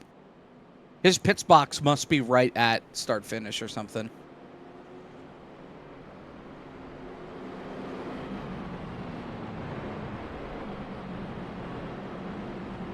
This should be the choose zone this time.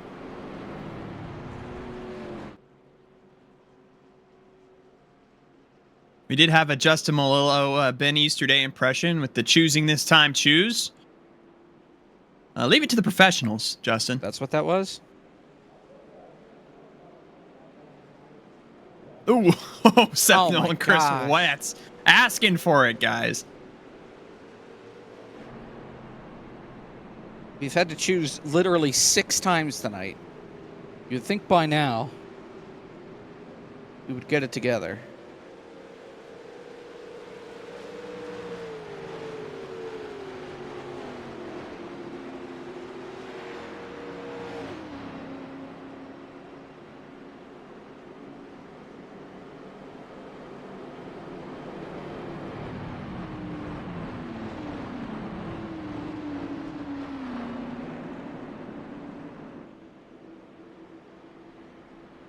The New York Mets are going to win again. Seriously?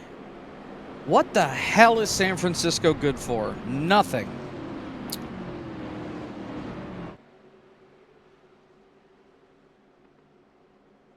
We were watching the Blue Jays and the Tigers earlier. I was really scared that the Tigers were going to blow a 10-0 lead in the top of the ninth with 2 outs.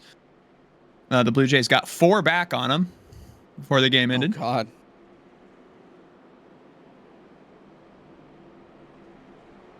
So the Phillies, despite going 4-2 in their last 6 games, are going to start the week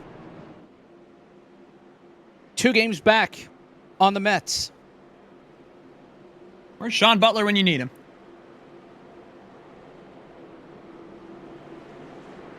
I don't want to answer that. Trick question, because no one needs him. Jeez. The good news is the Phillies play the White Sox this week, so if the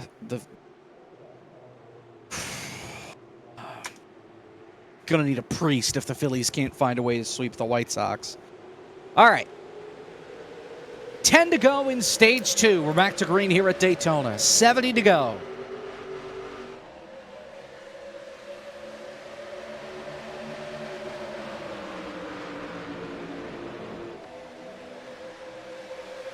Neither line did a good job. Tyler O'Neill will have to do better than that. He wants to get back to this outside. Wyatt Gray going to be all over the back bumper, and Nate Stewart. Kevin McAdams did a good job picking up the 032, though, down the back straightaway. Just about even. And Tyler O'Neill, I bet if he gets a car length on Nate Stewart, if they get clear, he will more than likely ditch Kevin. Not going to be able to have the opportunity, though, off turn number 4. Nate Stewart, Wyatt A. Gray, here they come with a full head of steam. How about David L. Brown back into the picture? Remember, he had a speeding penalty under green flag pit stops. Here he is back on the lead lap in 5th. Here comes Seth Knoll, the Barr Visuals FTF 500 champion, 3 wide on the inside for 5th.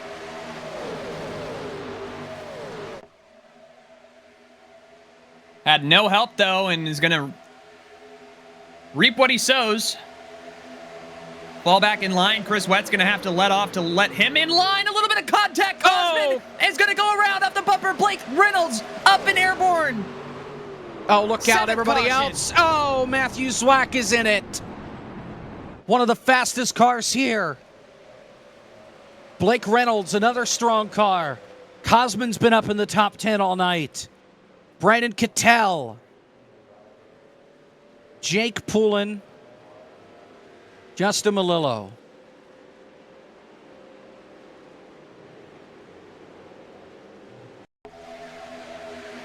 This starts with Fred. Huh? I'm going to need to see that again from high above. I mean, it looked like a checkup between AJ Green. Yeah, like it kind of kicks Frisch up.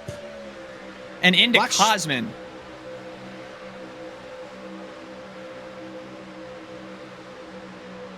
Oh, there is net code there too, but oof. I think Frisch would have gone around if Cosman wasn't there, and instead the momentum had just transferred up to Cosman on the outside, kicked out the back end.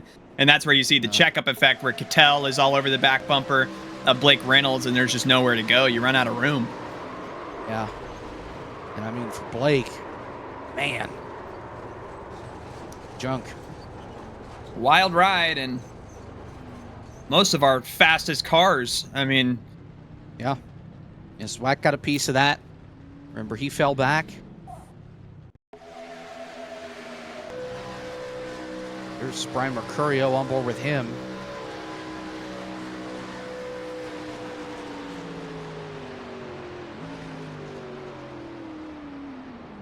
Oh, Art. Oh, my. Okay.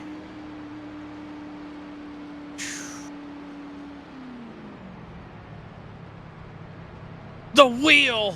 Down on the inside. Okay, it's gone. think that belonged to Blake Reynolds, and he said the crew came over the radio and told him, too much damage, we're done. Caution number 7. 7. We were on pace for 10, but looks like we might exceed that at this point, with only a few laps until the end of stage number 2 now when we get this restart. Yeah, looks like we're going to have 5 to go. So we'll restart right in the buffer zone. They're going to put that on fresh.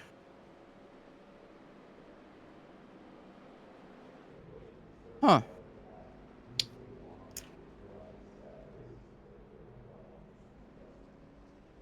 I don't know if I entirely... Being told it's caution number 8. I don't know where we lost count, but...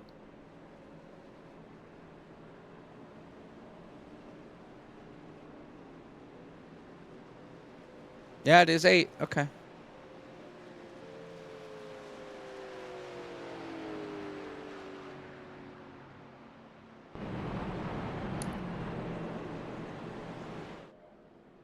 All right, so we just spent the last minute and a half lying to you. So 8th caution of the day. It doesn't make it any better. Choosing. David L. Brown going to pick the bottom here. We'll see who that first car to go with him will be. It'll be Mercurio with help from Falkingham, who has a front bumper on the race car again. That's good. Those are important. And there are, I don't know, 10 cars that haven't wrecked in this whole field, if that. Blake Reynolds joins the program. Fast car, and now it's wrecked. Unfortunately, we lost a wheel, and they can't grab it, Jacob. It's unfortunate. You know, some crew can come pick it up and put it on my race car, but they've thrown me out. We saw it rolling in the infield there off turn 4 in one of the replays, but a very strong car tonight. Seems like a lot of fun. Just need to get some green flag racing in. Yeah, I kind of wanted to see if we get a pit stop in, but we never quite got there. I think that one long run we had, we got to like, or no, we did pit under green, didn't we? Yeah. I don't know if y'all heard. I started drinking. I've had 2 sojus and not a lot to eat, so it kind of came up on me a little quick there. That explains some of the apron driving that we saw. Hey, no, that was getting good runs off the corner, nice and straight, wheel straight, foot on the brake, and good runs down the straightaway. Yeah. Okay. Anything else to add tonight? Shout out Track Racer, Channel 199 Sim Racing, Racecraft. Go Jamie Ritchie Price. He's the only one left. Someone killed Paul. I need to go look at that. Also Nate, he was working with me good. Hopefully he can get the dub. And I love you, Jacob. Well, we appreciate that.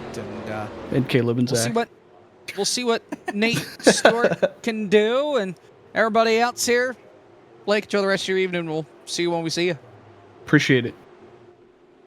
Blake Reynolds out of the race. In a very loving mood after 2 drinks. Sober. But yeah, you'll have that. Stage 2.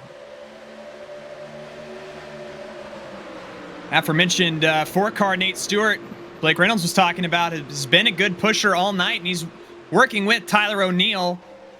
Ryan Mercurio and David L. Brown have other ideas, and they really have about a half a lap to capitalize on this momentum before this outside lane starts pulling away from them. So need to see some aggressiveness. Outside lane may beat him to it, though. Nate Stewart, Tyler O'Neill doing a fantastic job to push car number 118. A little bit of an advantage. David L. Brown will try to get it back here on the inside, coming out of turn number 4 here with 4 laps to go in stage number 2. And Wyatt Gray, the pole sitter there on the outside. David L. Brown has a win to his name already this year. Came back at Atlanta. Trying to pick up another stage win, or a stage win on the year here at Daytona. Remember how strong he was here in the 500 back in February as Tyler O'Neill's coming up the middle 3 wide. Absolutely fearless move, but not going to have any help, and he is going to get engulfed by the rest of this pack. Matthew Zwack, Another one of those cars with some phantom damage a little bit earlier, back into the fray. Meanwhile, up at the front of the field, Nate Stewart wanted the inside lane for a moment, but David L. Brown got right back to him. Pack coming off at turn number 4, still retains formation. Tyler O'Neill with another head of steam. O'Neill really with no help, and now Zwack's going to get turned. Around goes McAdams through the grass off the bumper of the 1. Caution's out, stage is over. Wyatt Gray wins stage 2.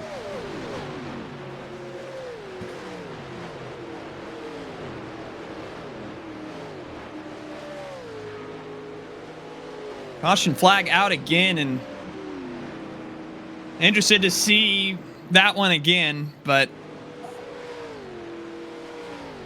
I don't know if they just ran out of room or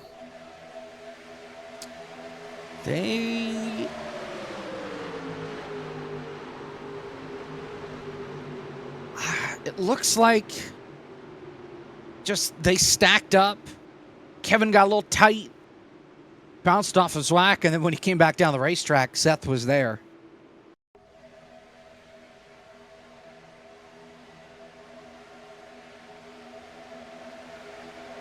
And again, just the result of hard racing. We've seen this time and time again, especially coming to the end of stage number 2. Just running out of real estate.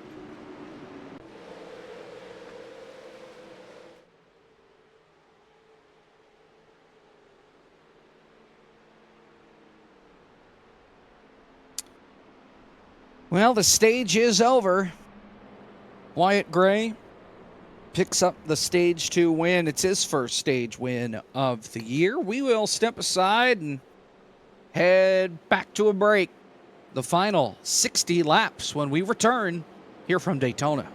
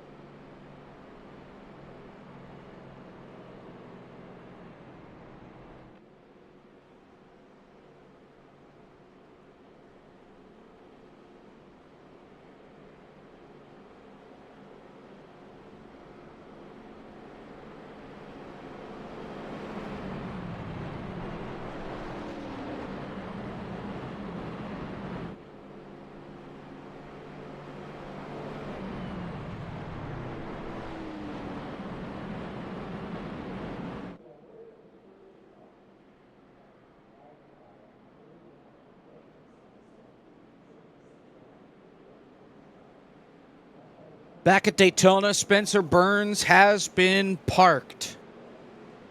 I think we're going to get a replay of it here shortly after everybody chooses.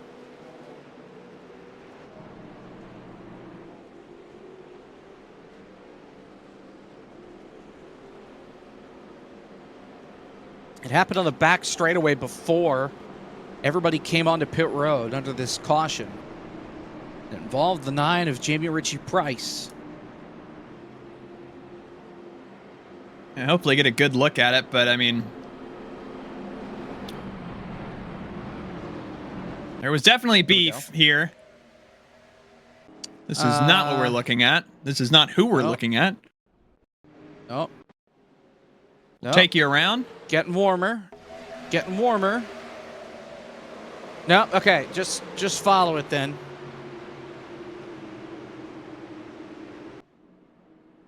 No, oh my God. All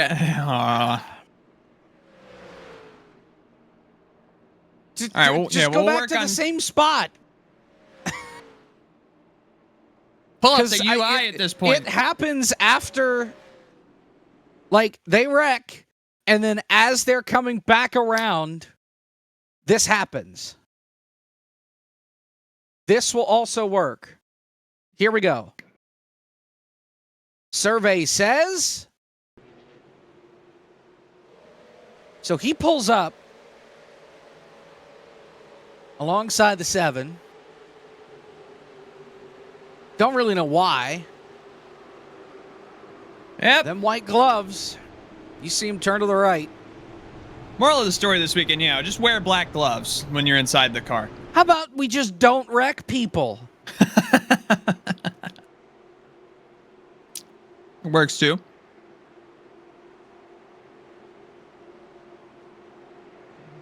Spencer Burns is unhappy, but,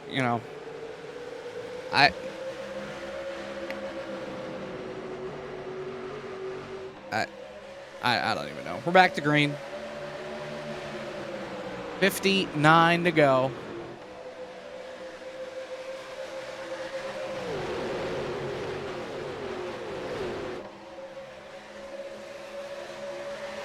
Check up on the outside. Oh, trouble. Tyler O'Neill's around. Caution's out. Number 10.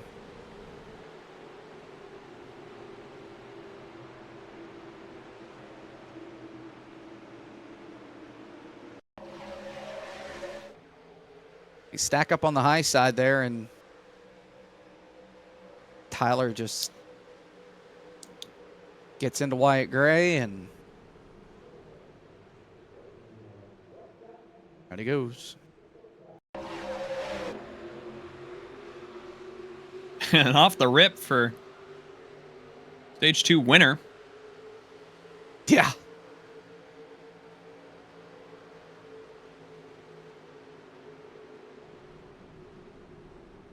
Again, I think all things considered, we were probably fortunate that it didn't involve more. But caution number 10.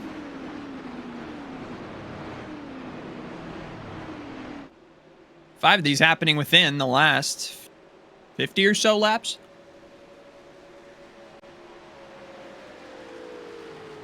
Justin, I don't know what he's doing. Actually, I think I do. I think he is flying back to the pit road so he can review the accident and not get lapped.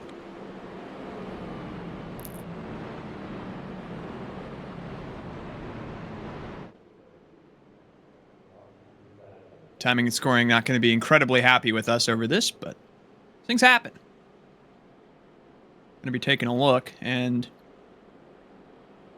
Malachi Drake going to be your leader. Jake Poulin, Ashley Kolonix, Matthew Zwack, David L. Brown, your top 5. So a new crop of faces up here on the flip side of stage number 2. One caution down here in the final stage.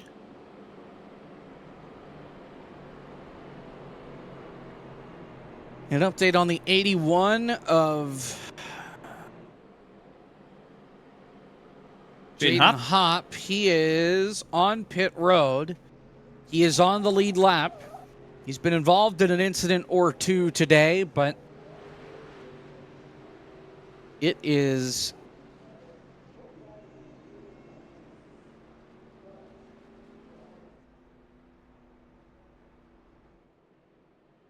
Oh boy. Okay, so Tyler O'Neill, because of wreck score, and because it was on the first lap of a restart, EOL, plus he gets to sit in the box for 30 seconds on the restart. So Hop right now sits 23rd. He's still in the pit box.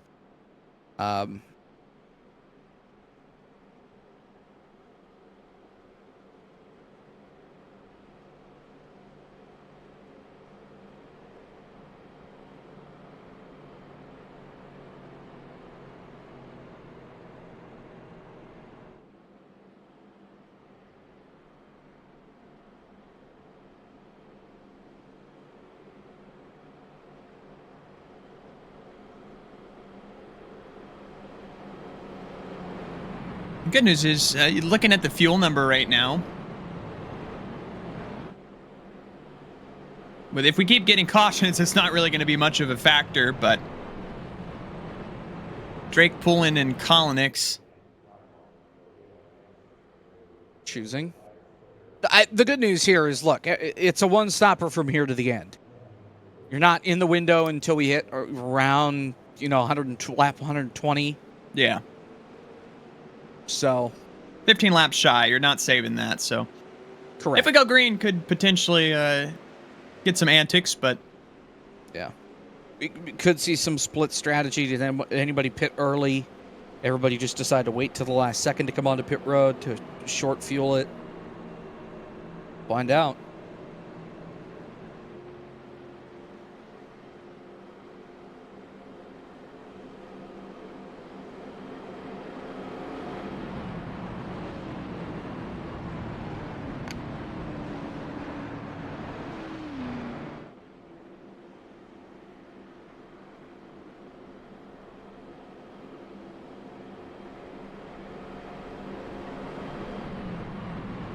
Half a lap from getting back under the green flag.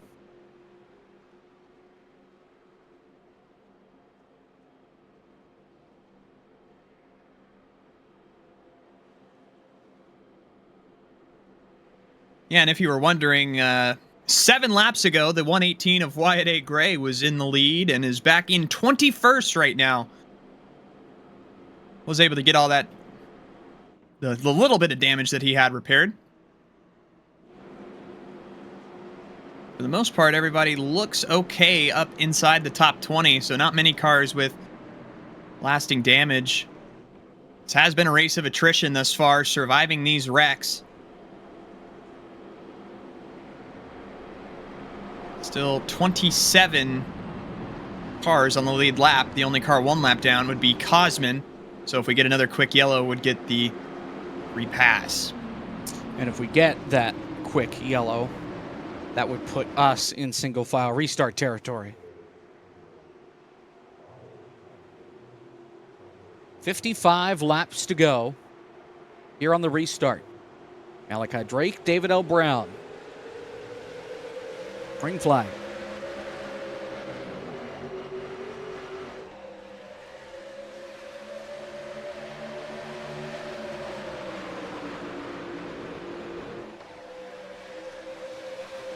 David L. Brown doing a great job with AJ Green, hooked right up. Malachi Drake and Jake Poulin could not get together, and that's really going to stall this outside lane. And for the first time, we see the inside getting the advantage on a restart. You see 3 cars. Jonathan Cutlip going to be able to clear car number 90. We'll see if Brown and Green drop back down to the inside or if they opt to try to control this race from the top groove. They'll stay upstairs. It's William Schmidt leading the inside line. They work their way off the corner.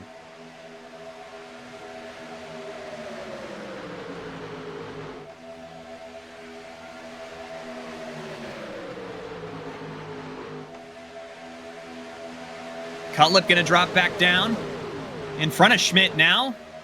Big block coming from David L. Brown. AJ Green with no help up on that outside. Cutlip going to be clear to second if he wants it. Malachi Drake going to be coming with a run on AJ Green, though. Cutlip going to go back down to the inside. David L. Brown will hop back up to the second groove. Going to be side by side for the lead. Neither car with the advantage. Into 3. Cutlip a little sideways there on that bottom side. So hard to keep the grip down there.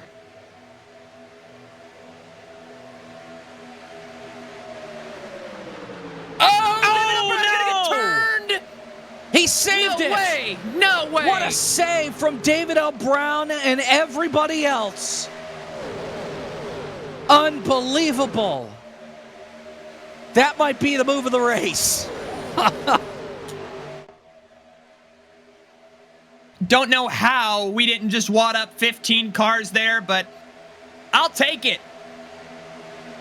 The second half of the pack, some of these guys, though, going to have even more momentum, and the aggression has picked up at the front. AJ Green going to drop down in front of Jonathan Cutlip.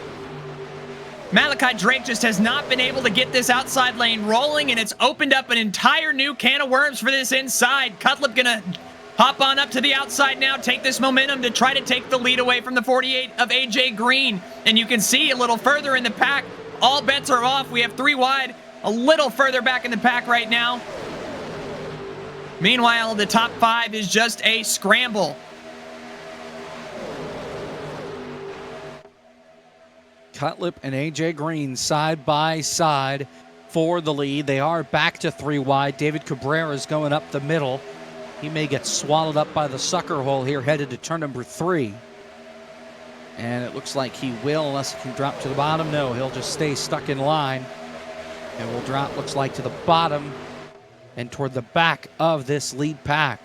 51 laps to go. Cutlip and Green still side by side, and we are locked in 2 by 2. About 8-9 rows deep. This is really where you start to run into that gridlock, and it can make racing here at Daytona frustrating, right? You can build runs, you can generate momentum, but it doesn't mean anything if you don't have anywhere to go. And that's where you see guys, especially later in the race, start to force the issues. And where we see our wrecks coming from. And exactly like Matthew Zwack here up the middle, does not have room, but makes it work anyways. Contact between he and Ashley Kolinick up on the outside somehow don't come together.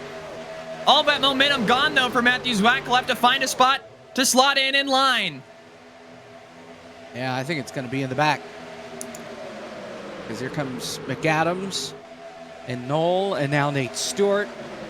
So Matthew Zwack, thanks for playing. Meanwhile, here comes Falkingham up the middle. Oh, man, and Kevin just threw it on in there to the bottom.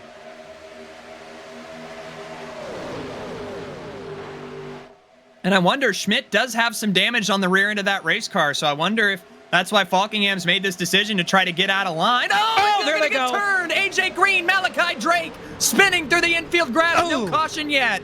There it is. Now it's out. Hard hit to the inside wall for Malachi Drake. AJ Green at least able to keep it off the wall. That's his second spin of the day. Jake Poulin comes over the radio and says, "That's my fault."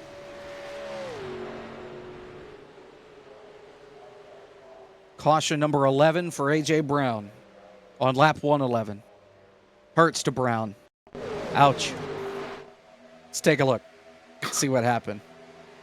AJ Green, he means to say. Yeah. Malachi Drake, who got tagged from Jake Poulin, and then just car on the inside, nowhere to go. AJ Green wore 18. Hold on. That's true.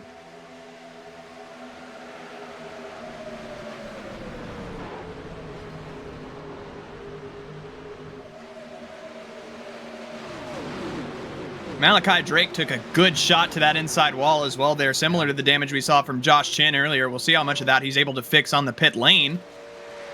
Limping around on the apron. Rough. Meatball flag for the 90.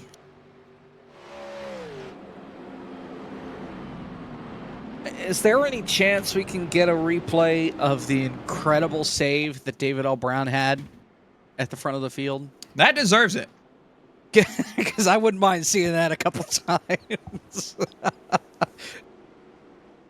Pit stops here with 49 to go. So we are still not able to make it from here unless we get a couple more yellows. Even then, I think I would want to pit again just to make sure that I have enough fuel just in case we have a green-white checker or 2 or 7. Are you asking that question right now, Jacob? Are you serious?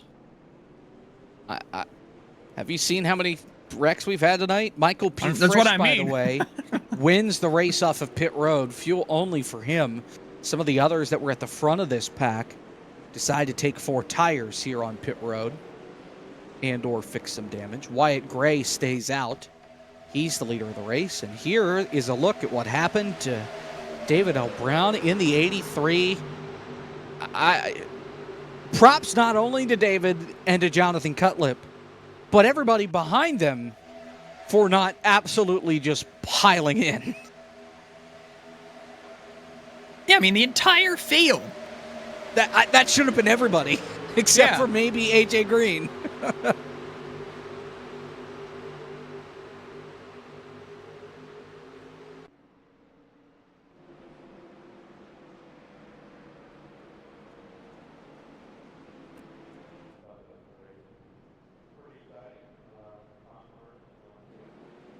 And I mean, talk about the regular season starting to wind down. We've been following this points battle. But after tonight, we're off next week for a doubleheader in the ModernRacingPrince.com Open Wheel Series. Then we're back August 9th at Watkins Glen for a doubleheader. That weekend we'll be at Iowa on the Sunday night. And then the next week, Richmond. And that's all we got before the play-in race at Atlanta. It's going to decide the final spot of our playoff chase-off field as we come to the choose cone. Oh, I thought Naraki was going to nail it there.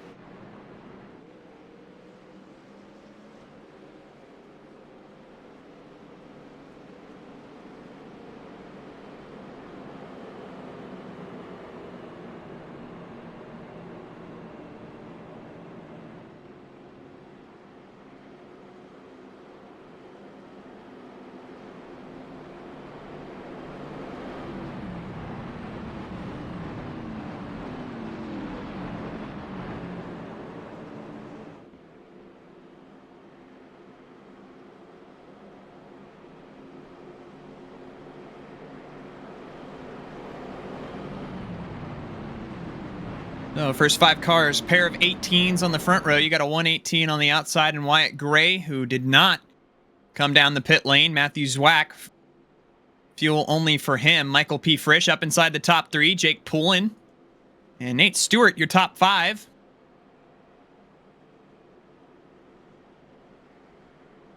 Good for Frisch here, who has an 88-point deficit to make up to points leader Jake Nichols coming in to today. Nichols running 11th currently.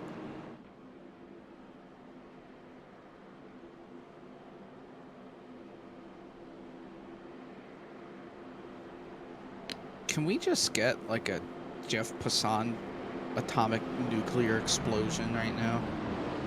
Like, When's the trade deadline? Tuesday, I think. It's this week.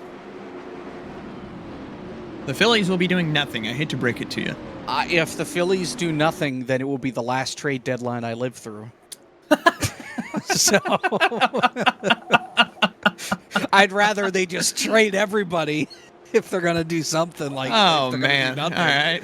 All right. Wyatt Gray and Matthew Zwack bring us back to the restart with 46 laps to go. Here on the Pepsi 400, the Bepsi 400, that is. I'll get it right eventually. Coca-Cola's still better. I said what I said. Wyatt Gray's your leader. He has the field.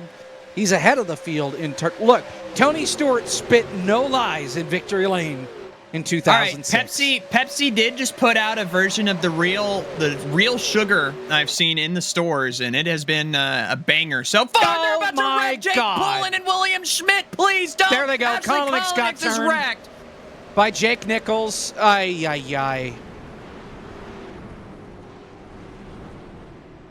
That's Cutlip. Junk. Oh, man. Number 12.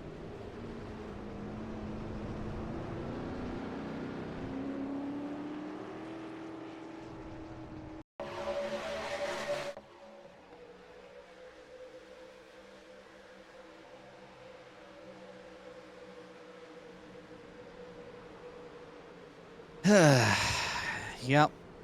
Don't even know what there is to say that we haven't said on the other 11 cautions. Just Yeah. too much momentum and not enough room. Yep. Not good.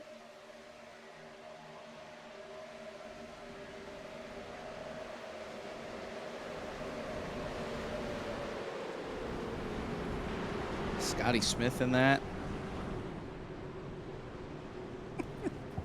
Justin Malillo was still screaming over the radio. Yeah, hoping to avoid less incidents like we had under caution earlier. On board with Cutlet.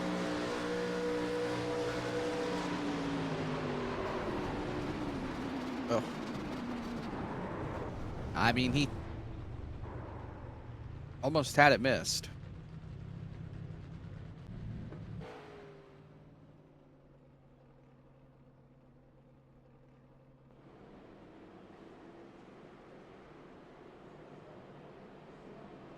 All right, we're going to take a break. We're going to come back, and hopefully we're not going to wreck again. Wyatt Gray is your race leader. We're closing in on 40 laps to go here at Daytona.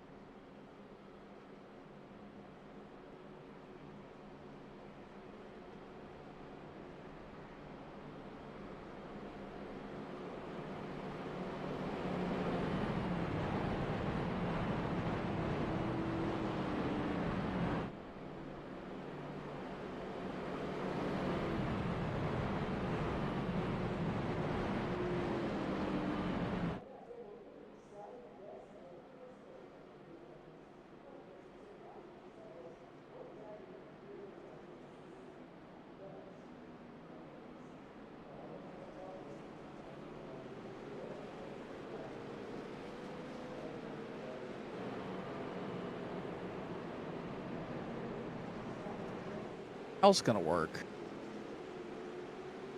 We're back here at Daytona. Caleb Hoffman is begging for single file restarts. No, I'm not. Clearly, Don't put clearly these false words in my mouth. You do not remember the 2008. I think it was Coke Zero 400 by that point. True. Final restart. Single file. Jeff Gordon's leading and gets dumped into the infield 500 feet past the start-finish line.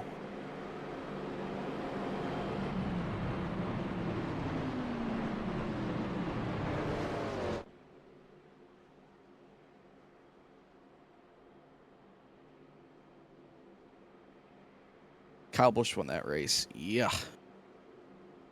And then he got killed by Kyle Busch by Tony Stewart the next year. Yeah, well, you know what? He had it coming. Whoa. Block me once, shame on you. Well, no. Block me twice, shame on me. Block me twice, see ya.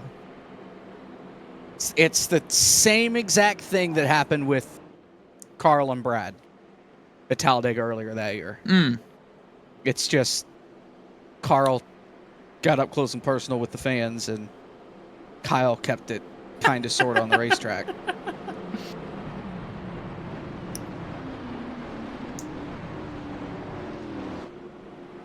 Oh my gosh, 42 to go still. All right.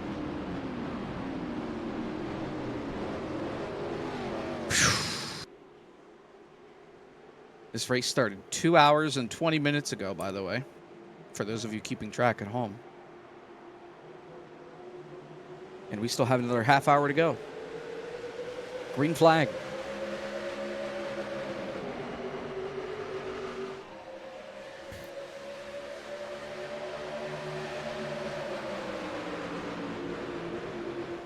Wyatt Gray, still your race leader.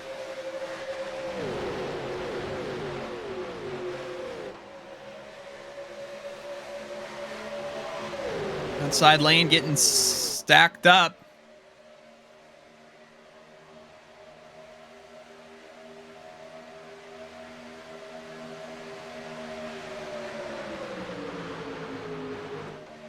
Jaden Hopp trapped on the outside. Tyler O'Neill went back down to the inside. Nate Stewart trying to take the lead away from Wyatt A. Gray off at turn number 4. This will be an outside line that is pretty formidable. You got Matthew Zwack and Michael P. Frisch in a line. Those two are going to be mighty aggressive. It might be in a good spot here with 41 laps to go.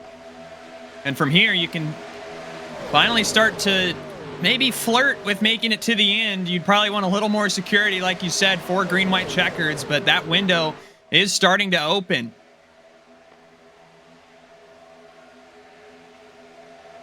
Down the back stretch, coming to 40 to go this time by.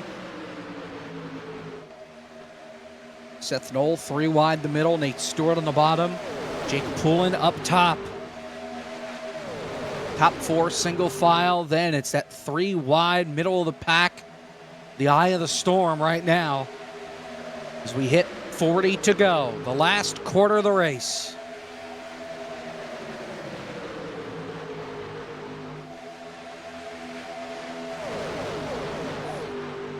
Really like that move from Jake Poulin. He dropped down, picked up Seth Knoll, and is taking this momentum all the way to Michael P. Frisch, second car in line. But big head of steam on this outside.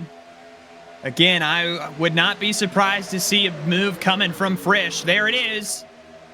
Gets back down to the inside. Going to try to take this away from Wyatt A. Gray. A little bit of side drafting going on, but that'll suck Jake Poulin all the way to the back bumper of the 58. Gets a little loose off turn number 4, and now Frisch cycled out of line. Zwack with a big head of steam, pushing the 118 of Wyatt Gray across the line.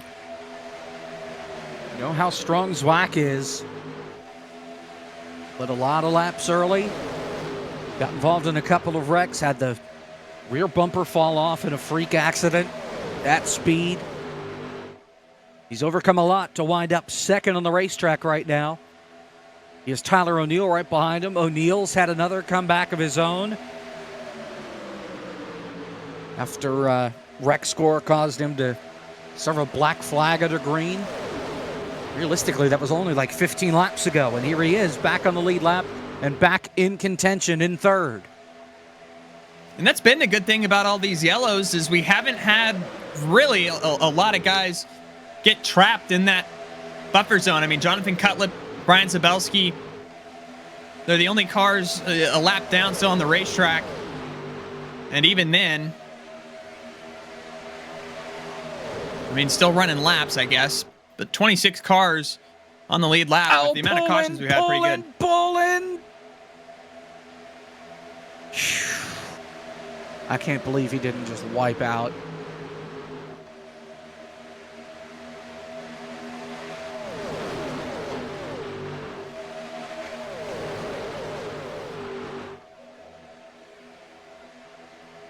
Here comes Zwack for the lead. Huge push from Tyler O'Neill.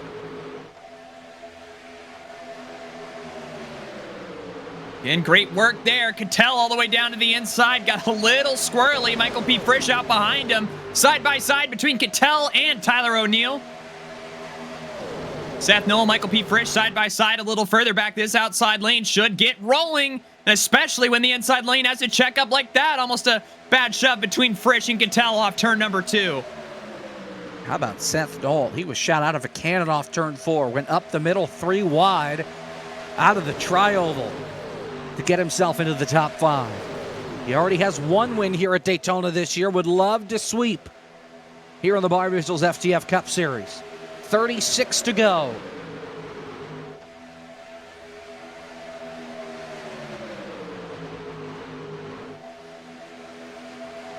Zwack trying his best to make that 18 car wide, but Brandon Cattell going to get down to the inside. Will he have enough to side draft? Try to stall out this momentum that they get on the outside? No. That outside groove with a huge head of steam, almost a 7-mile-per-hour difference going down into turn number 3. Zwack and Tyler O'Neill going to get disconnected, though. Might open the door back up for this number 80. Let's see. Topside still got a pretty good run. Cattell really didn't. Off of 4, and neither did the cars behind him. O'Neill right back to the bumper of Zwack, and Cattell is just kind of stuck right now on that bottom. He'll get alongside Matthew Zwack. We'll see if he can get any further. But that outside's going to have the run off too. And it's just going to be really difficult, but we've seen that second car on the outside lane all day, that's really been the spot to pass. If you can get clear like Tyler O'Neill is doing right now, push that car out front, leave them out to dry. You are their source of energy. So Tyler O'Neill going to take advantage, bring Seth Knoll with him. And now Tyler O'Neill will have the lead here at Daytona. 34 laps to go at the stripe. A little bit of a checkup from Cattell. He'll hop up in line. But with these Gen 4 cars, it takes them a minute to build up momentum. And that's why you're seeing this outside lane able to pad this lead so much. You can't just instantly generate runs like you can with the current Cup cars, or at least a few years ago in the Cup cars.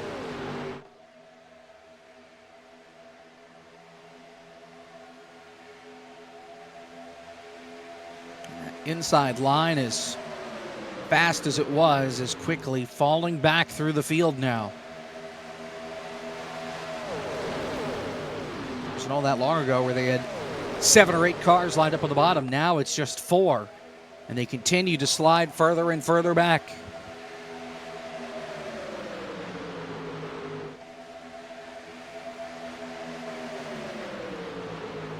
And really starting to feel it now. Seth Knoll and Michael P. Frisch just trying to hang on for dear life on this inside. But numbers game is against them. And again, they just can't generate any sort of momentum.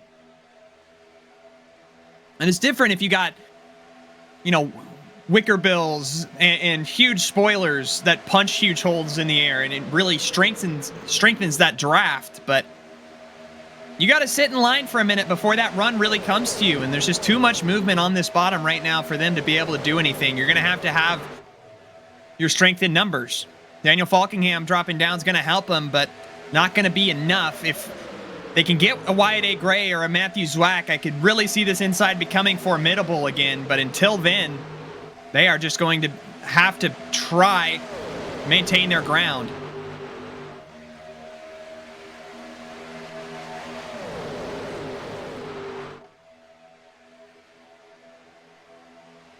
About Daniel Falkingham back into the mix.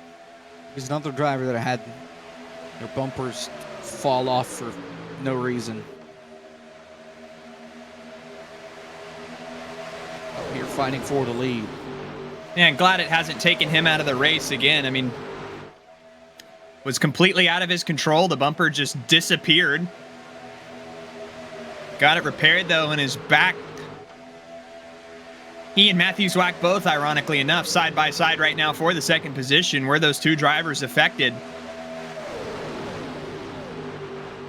Falkingham now going to get up to the outside, squeeze that 032 a little bit off turn number 2.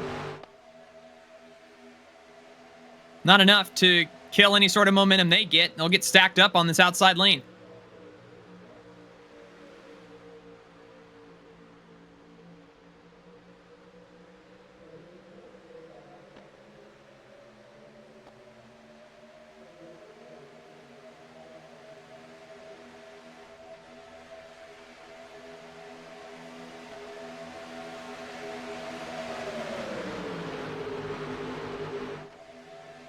Jake Nichols is blinking. Meanwhile, 30 to go here at Daytona.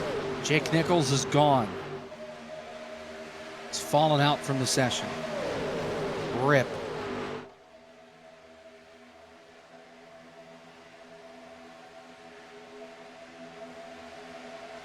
Tyler O'Neill out in front of the field.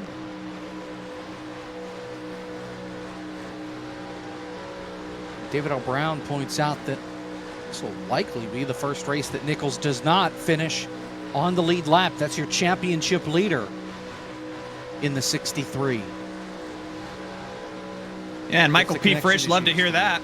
Running in 7th right now, 3rd car on that inside lane. I mean, if you're Frisch, just try to keep this car clean. Yeah. David O'Brown, of course, still in that playoff mix.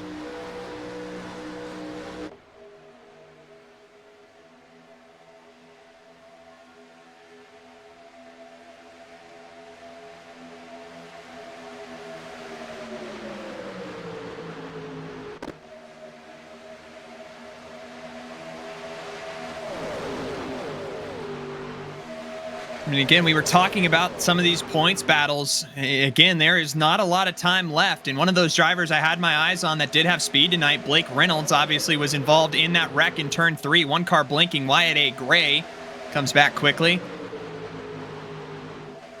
But that battle for the spot, again, you have to be within that threshold of 15th place.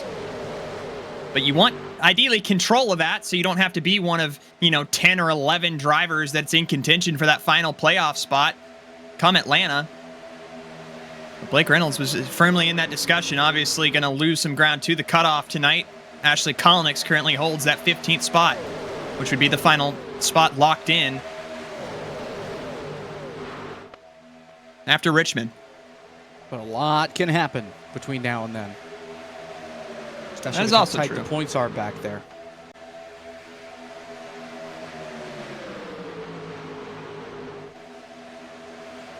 Jake Nichols back into the session, just connected, so it'll probably be another lap or two before he can get back onto the racetrack. He's already lost 3 laps.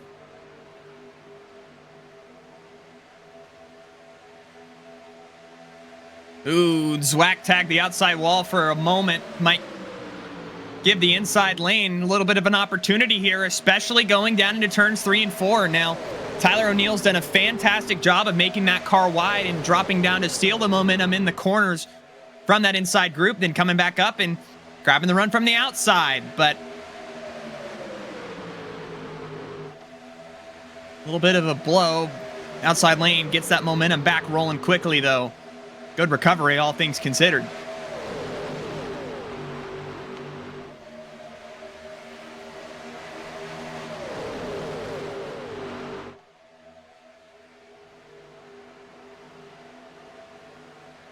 That outside line really checking up down the back.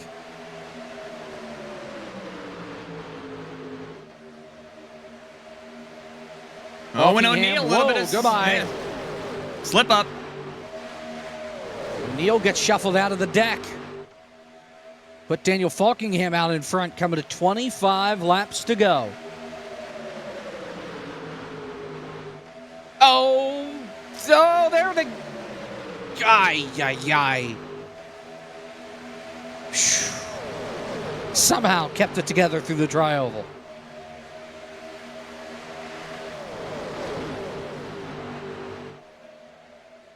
They're still trying. They are still trying.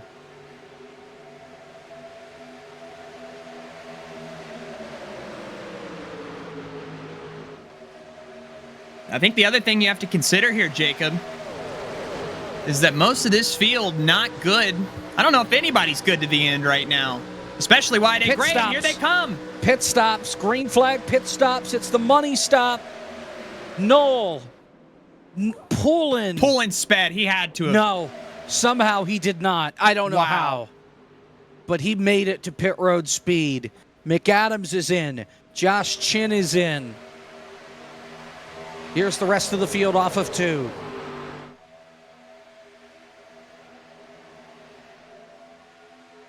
I mean, I know Wyatt A. Gray, it's been about 33 laps since he's been on pit road. That's right pushing our fuel window. He's going to have to respond and hopefully go when everybody else does.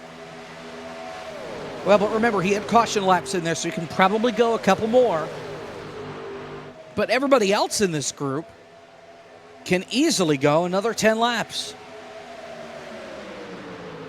And I think that's where you get into trouble if you're Wyatt A. Gray. I mean, you don't have that flexibility. You are going to have to come down sooner than this group, and you're just going to have to hope that some cars behind you follow you in. If not, you're going to be left out to dry.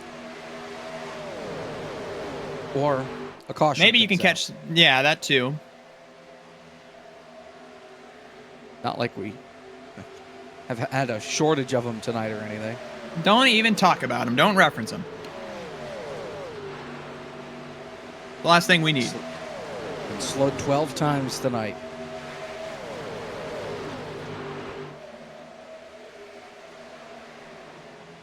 $22 laps to go. Daniel Falkingham at the head of the pack. But everybody needs to come back to pit road at least one more time. At least in this lead group.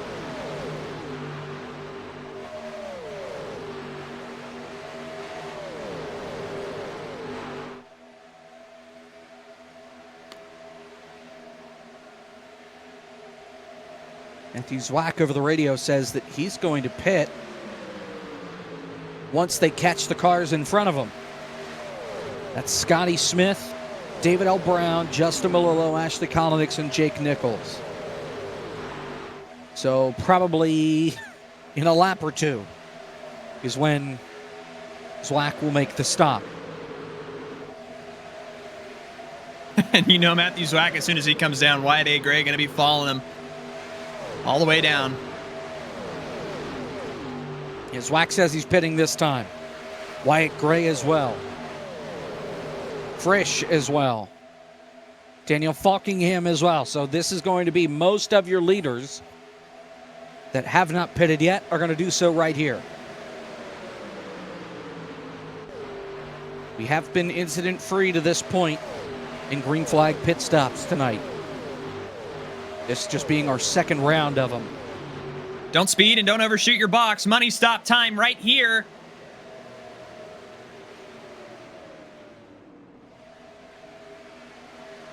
Oh, Much man, better O'Neal. entry for everybody and no black flags on entry.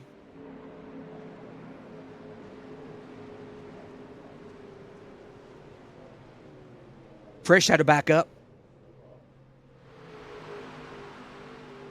Every 10th counts where you come off pit lane. Nate Stewart's off and away for everybody. Actually, it's not the call for everybody. I mean, most Falkingham. everybody. Falkingham took 4. Matthew Zwack took 2. Same with Nate Stewart, AJ Green, Jimmy Ritchie Price.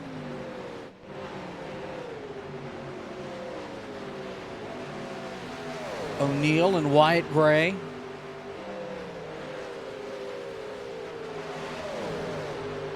Really long stop here for Cattell. In fact, he's still in the box.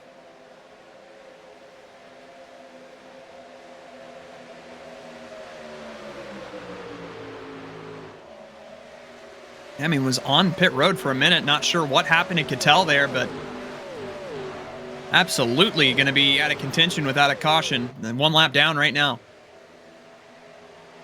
By the way, left sides for Matthew Zwack. He took 2, but it was on the left side. 19 to go. Art Reimer and Cosmin Yoneshu are your race leaders. They're in turn 3.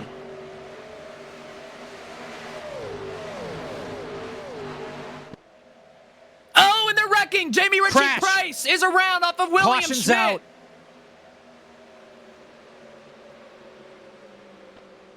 Jamie had damage before this spin that just happened in turn 2.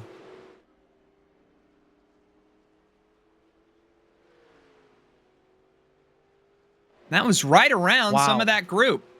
What happened? I mean, Jamie Ritchie Price was right in front of Tyler O'Neal and Wyatt Gray. Let's take a look. O'Neal on his back bumper. Trying to push him and catch to the cars in got front of him. him. And whoa, hooked him.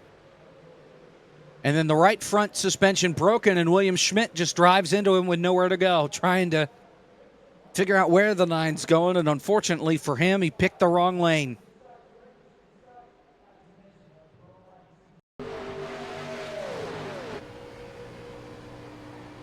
On board. I think he thought he was just going to stay off the track long enough. Oh, man. And that's going to be race ender for Tyler O'Neill. That's his second wreck caused. I know Justin hasn't made it official, but if that gets called any other way, I'll be surprised.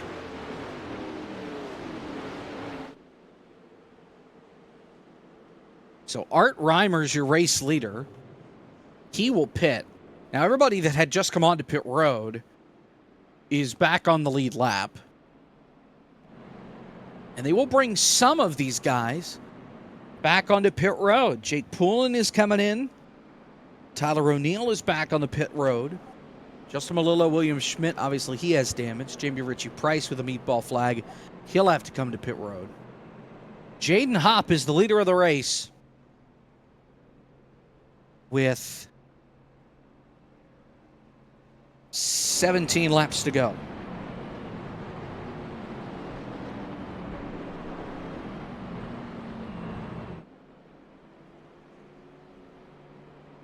I was trying to figure that out, but I mean, yeah, Jaden Hopp was working his way off the pit lane. Yep.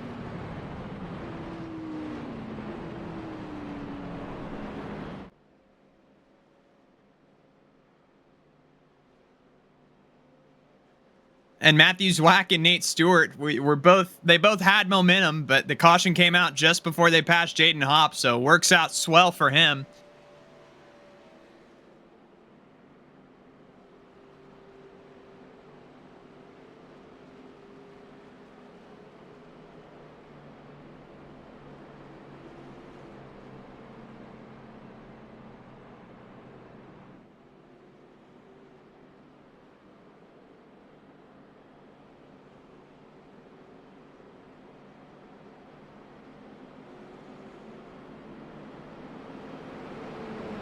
Our 13th caution flag of the night. And I guess my only question is, how soon do we see 14? Everybody is, I mean, been aggressive all night long, obviously, but you're good on fuel, and you got to make up as many spots as you can.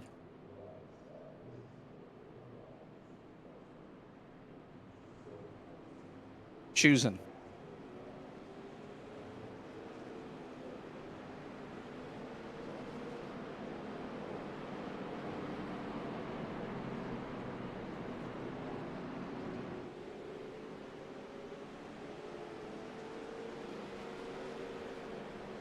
Another person that caution benefited there was Jake Nichols, who's going to be going by to try to get this lap.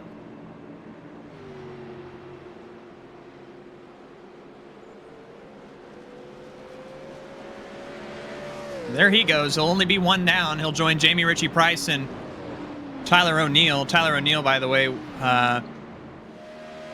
was parked for wreck score.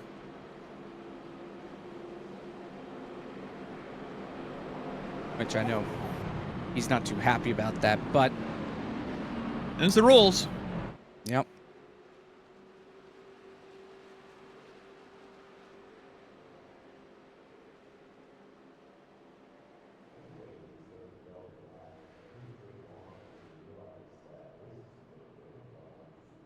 I mean, again, a lot of guys who need good points days in the mix here.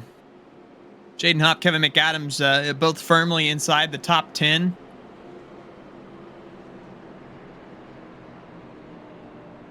Zwack, who's just out here chasing checkered flags. Hoping to pick up his first of the year. Seth Knoll, obviously, won back here in February in the next gens. It would be mighty impressive if he was able to sweep Daytona across two different track types, configurations, and cars. See if he can do it. 15 laps to go here in the Bepsi 400 here at Daytona.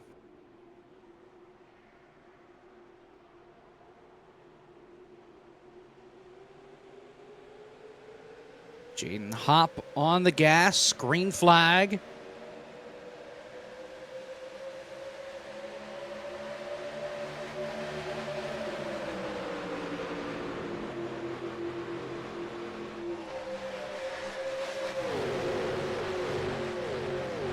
Seth Knoll and Kevin McAdams grouped up well here on this inside. 15 laps to go. Haven't talked about him much. Oh, what a move here from that? Brian Mercurio. Oh, man, and he's going to try to go even further in between Seth Knoll and Ryan Naraki now. That's going to open the door for David Cabrera 3 wide into turn number 3. Big head of steam and momentum for this 41 car, trying to make it work. By the way, Justin Malillo lost the back end of his race car down the back straightaway. Got a push from William Schmidt. He's right on board with Mercurio. He's getting passed on both sides, top and bottom.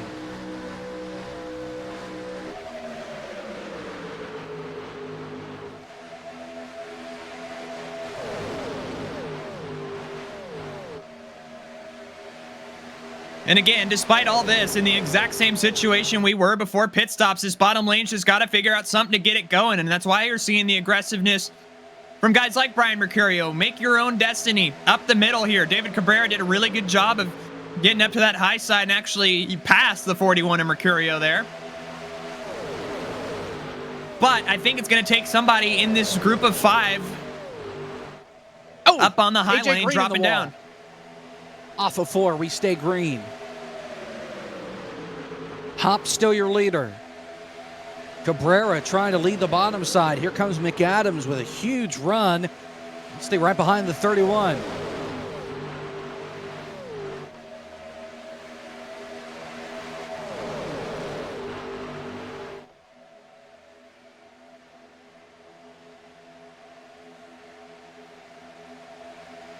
Oh, man. Close call between Cabrera and McAdams. Yeah. But all that they're going to wreck on the high side. Naraki had tagged the wall, and Cabrera almost went around off the nose of McAdams. My goodness, 12 laps to go at Daytona. And up ahead of him, I know that is no Rocky up there with Wyatt Gray that bounced it off the wall. I thought Naraki was further back. I got him in the 80 of Cattell crossed up paint scheme wise. Still Jaden Hop out in front.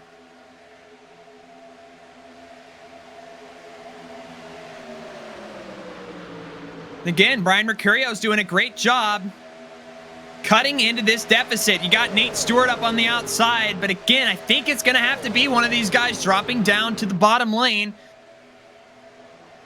to really take the fight to Jaden Hop. Oh, they're almost wrecking Cattell. Mowing the grass. Keep it down there. Keep it down there. Keep it down there. We stay green. 11 to go.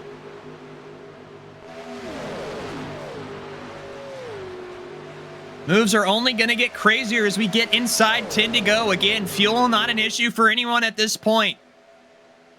Stack up on the outside lane incoming. Get on the brakes, guys.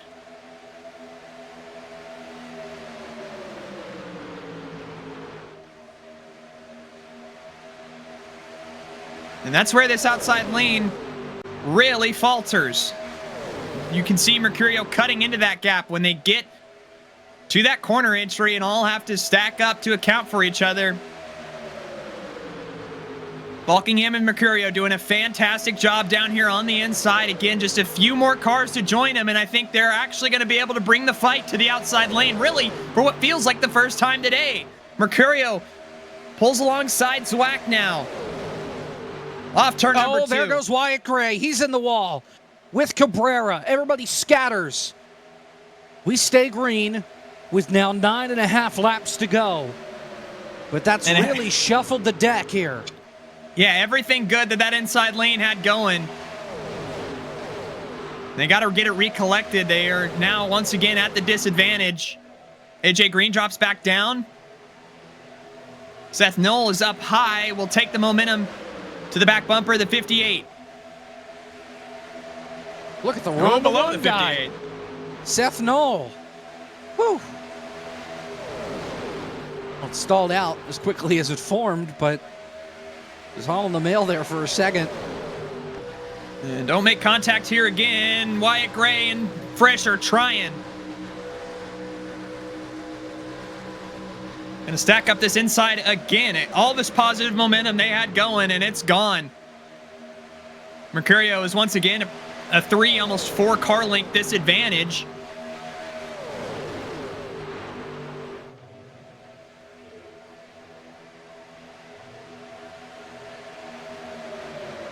Eight to go here on the Pepsi 400. Hop, Zwack, Mercurio, Stewart, Nalraki, your top 5. Falkingham in the mix as well. That's your top 6.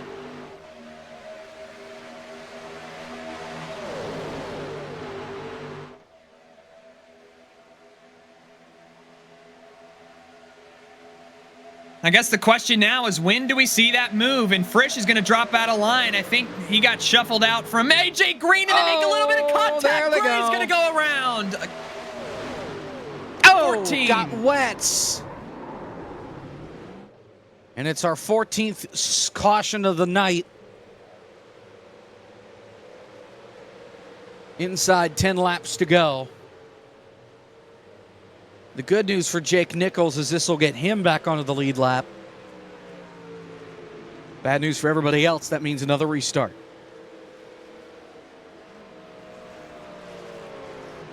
Ironically, not what Falkingham or Frisch wanted to see there. And they were right around it. Yep. Oh, that's a hard hit for Chris Wetz. And AJ Green. That's his 3rd wreck of the night, and the first one where he's actually hit something.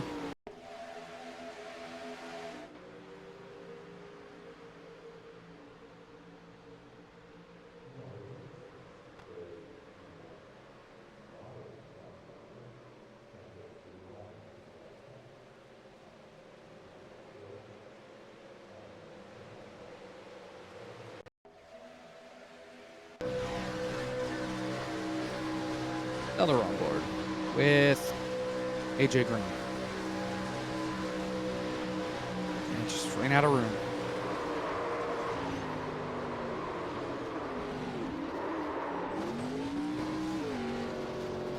Hey, SpongeBob.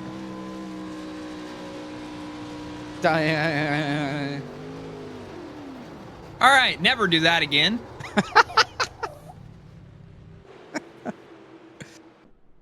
Oh boy. All right.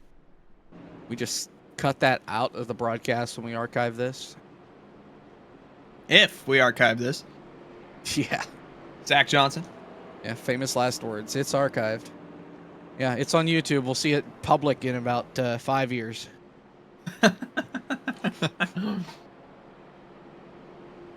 For reference, the last FTF.GG broadcast that is archived on YouTube was core presented by simrapmarket.com at Rockingham Speedway on August 14th, the year of our Lord 2024. We'll call it 1 year. 1 year.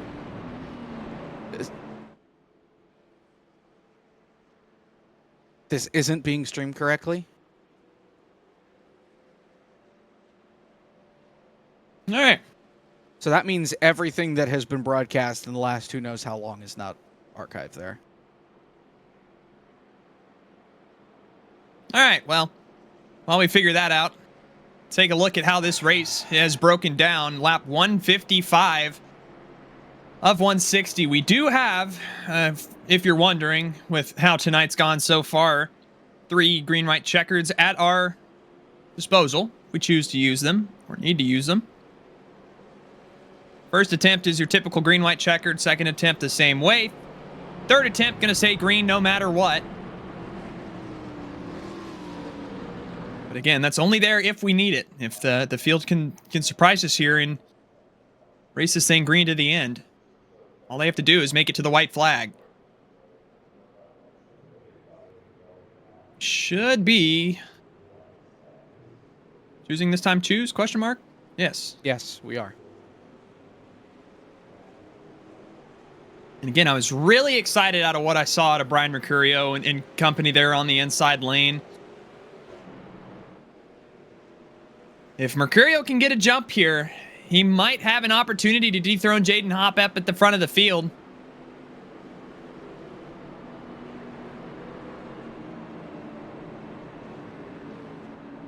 But either way, gonna be lots of fun. Jaden Hopp looking for his first win. Brian Mercurio in that exact same boat.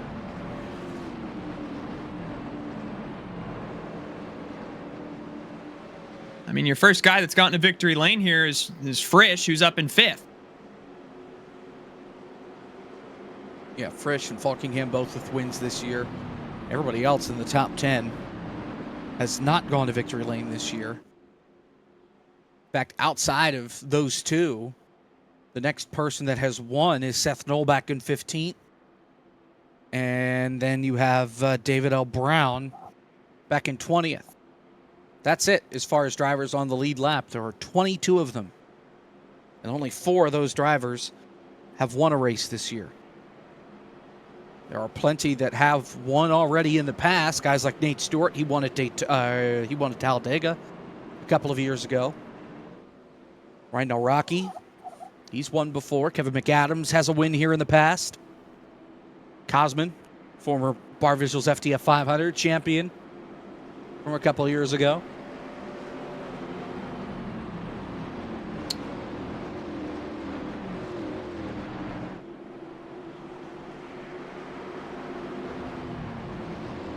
So we'll have 4 laps to go on the restart. Jaden Hopp trying to pick up his first win on this season. Brian Mercurio trying to get back to victory lane for the first time in a long time. Back to green.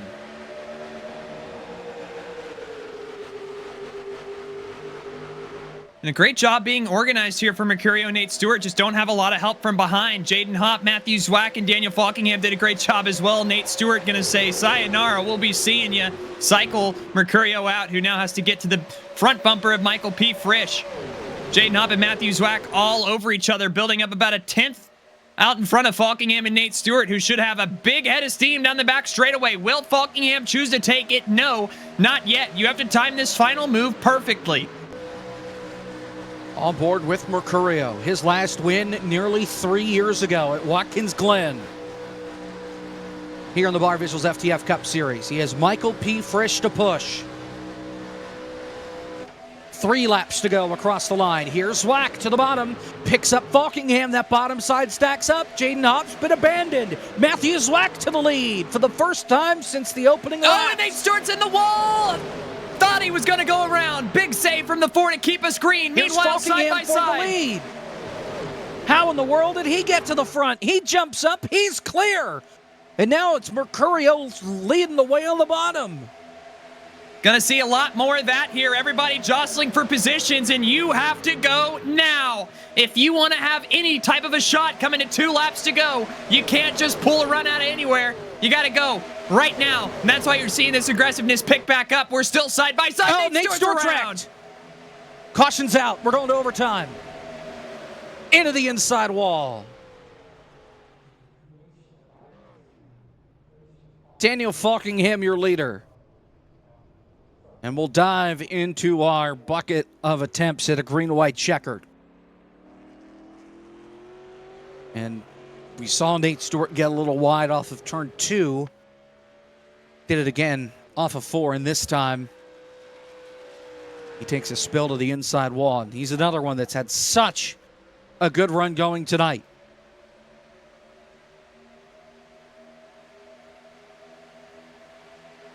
Got hit by Wyatt Gray, finished him off. No, and front bumper damage not going to help.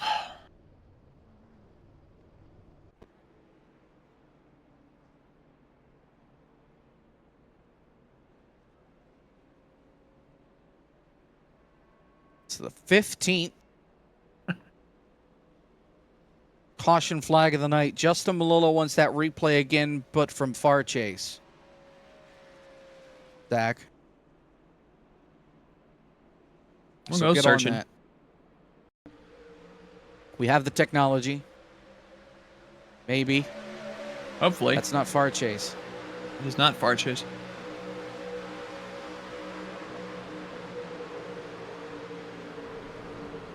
Nate Stewart definitely got tight, tagged the wall, and then Wyatt Gray just finished the job, I think.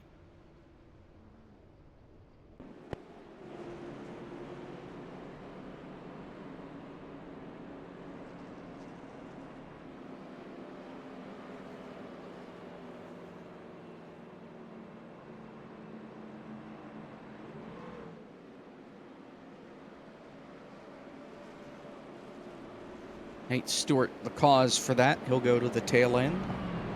And that is it. So, not a disaster for him to try and get back into this thing, but... I mean, I think the biggest winner out of all this is Jake Nichols, who at one point was 4 laps down with about 20 laps to go. Finds himself in 20th on the lead lap on pit road right now.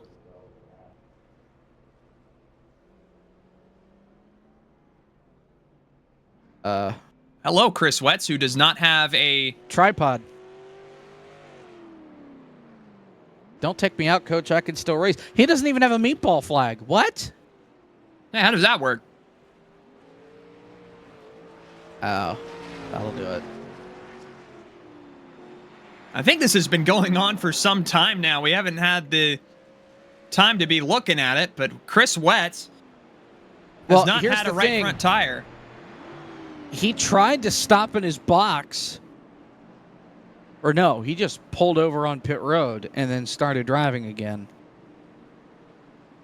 That was David Cabrera's box that he stopped in. So he is on the lead lap. He's been driving without the right front wheel for several laps. It shouldn't be. Yeah, Cabrera has not stopped in his box since the crash.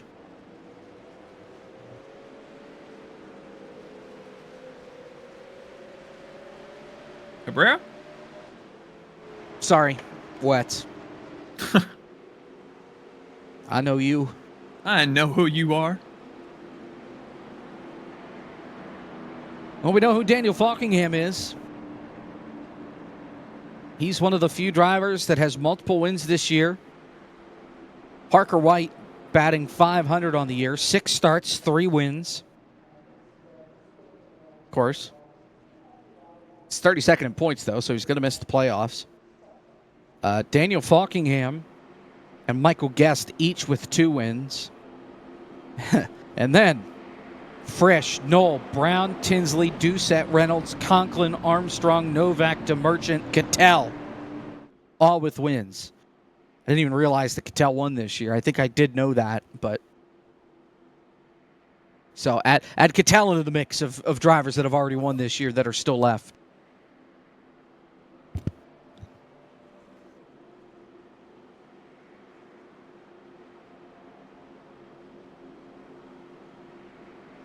It is 11:33 p.m. Eastern Time. We are still not done. We're getting there, though. 3-hour race. 160 laps here at Daytona and some change. So, again, the theme of the night has been this outside lane's ability to stave off any type of momentum from the inside. And I think, honestly, we kind of saw Matthews wax hand a little bit there. Got clear and immediately went back down on the inside. We'll see if he's able to do it again. I mean, Cosman's up in the top 5, who at one point was multiple laps down with a ruined race car and is back up here looking perfect. Still anyone's race out of this bunch. Pace car going to be off for what hopefully is the final time tonight. Overtime attempt 1 of 3 here in the Bepis 400. Daniel Falkingham with a good launch on that outside. He's going to drop to the bottom.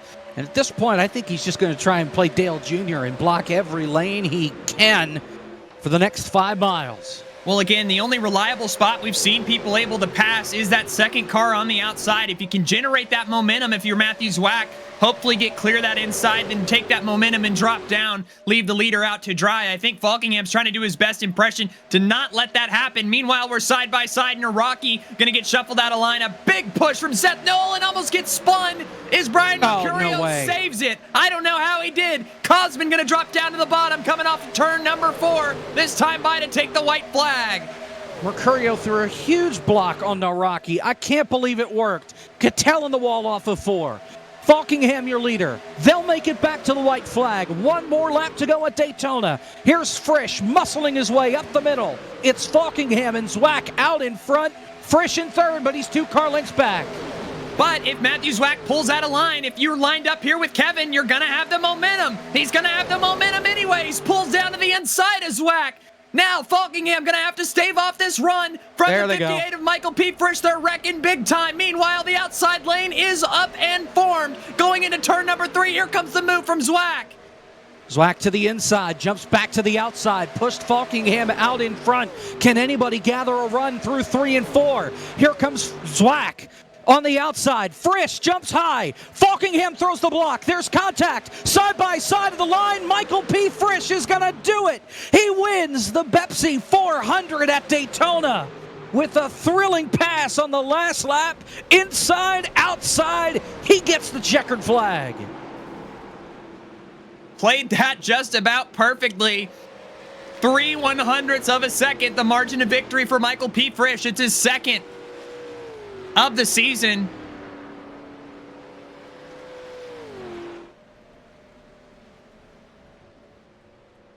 And I don't know who was involved in that wreck on the last lap. I know points leader Jake Nichols made it through. If they weren't in the photo finish there, they were in the wreck. Plain and simple. I think about 6 cars made it back.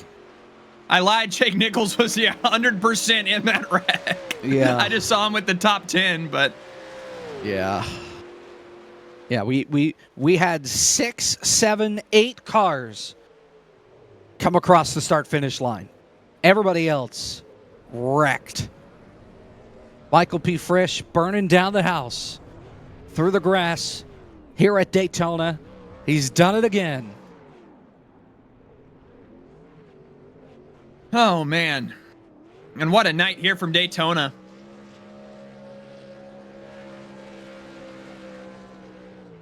Just your definition of race of attrition. I mean, Frisch himself, though, had a knack for missing those wrecks all night long.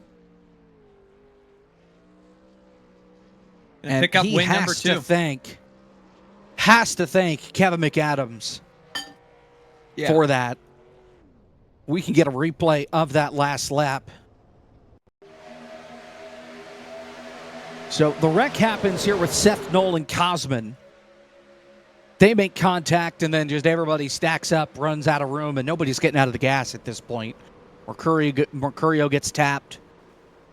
We miss the rest of the wreck. Here we go.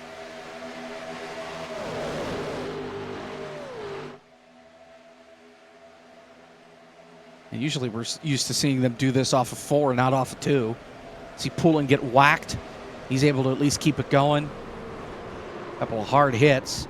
David Cabrera hurdling Nate Stewart.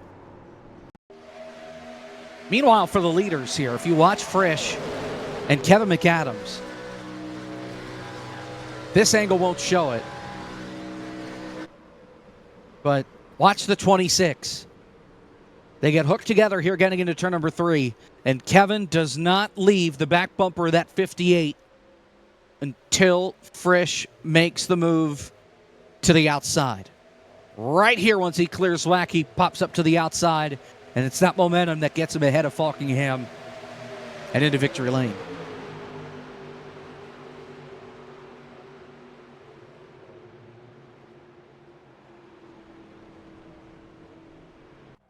Michael P. Frisch, you're a winner here at Daytona in the Bepsi 400.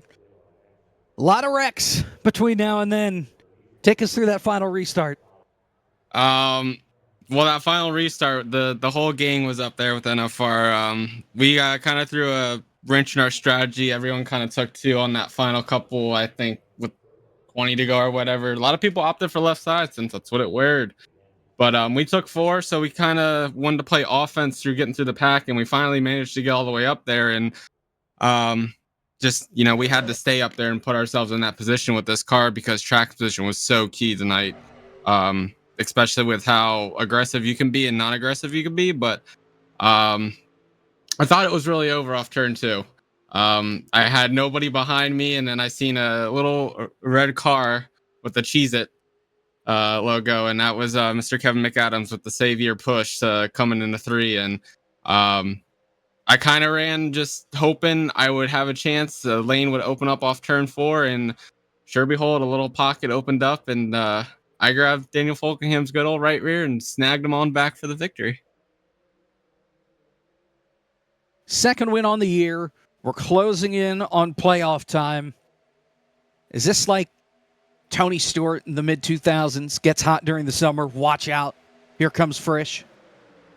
I like to think that, but honestly, I'm just kind of a, consistent guy. It comes and goes. And honestly, some nights we have that golden shovel or golden horseshoe, whatever it may be, where the driving style fits into the setup really good and we're able to outnumber them. But tonight it just came down to a chess match of who was really knowing what to do with their moves, and it just being really, really tight. I mean, I drive the 87 car a lot, and the Gen 4 here definitely brought a different driving style for sure tonight. It was really, really fun on the long runs. But man, I thought my night was over when I got involved on the lap 1 or 2 wreck. I don't even remember, but I got a total of like 4 minutes of damage.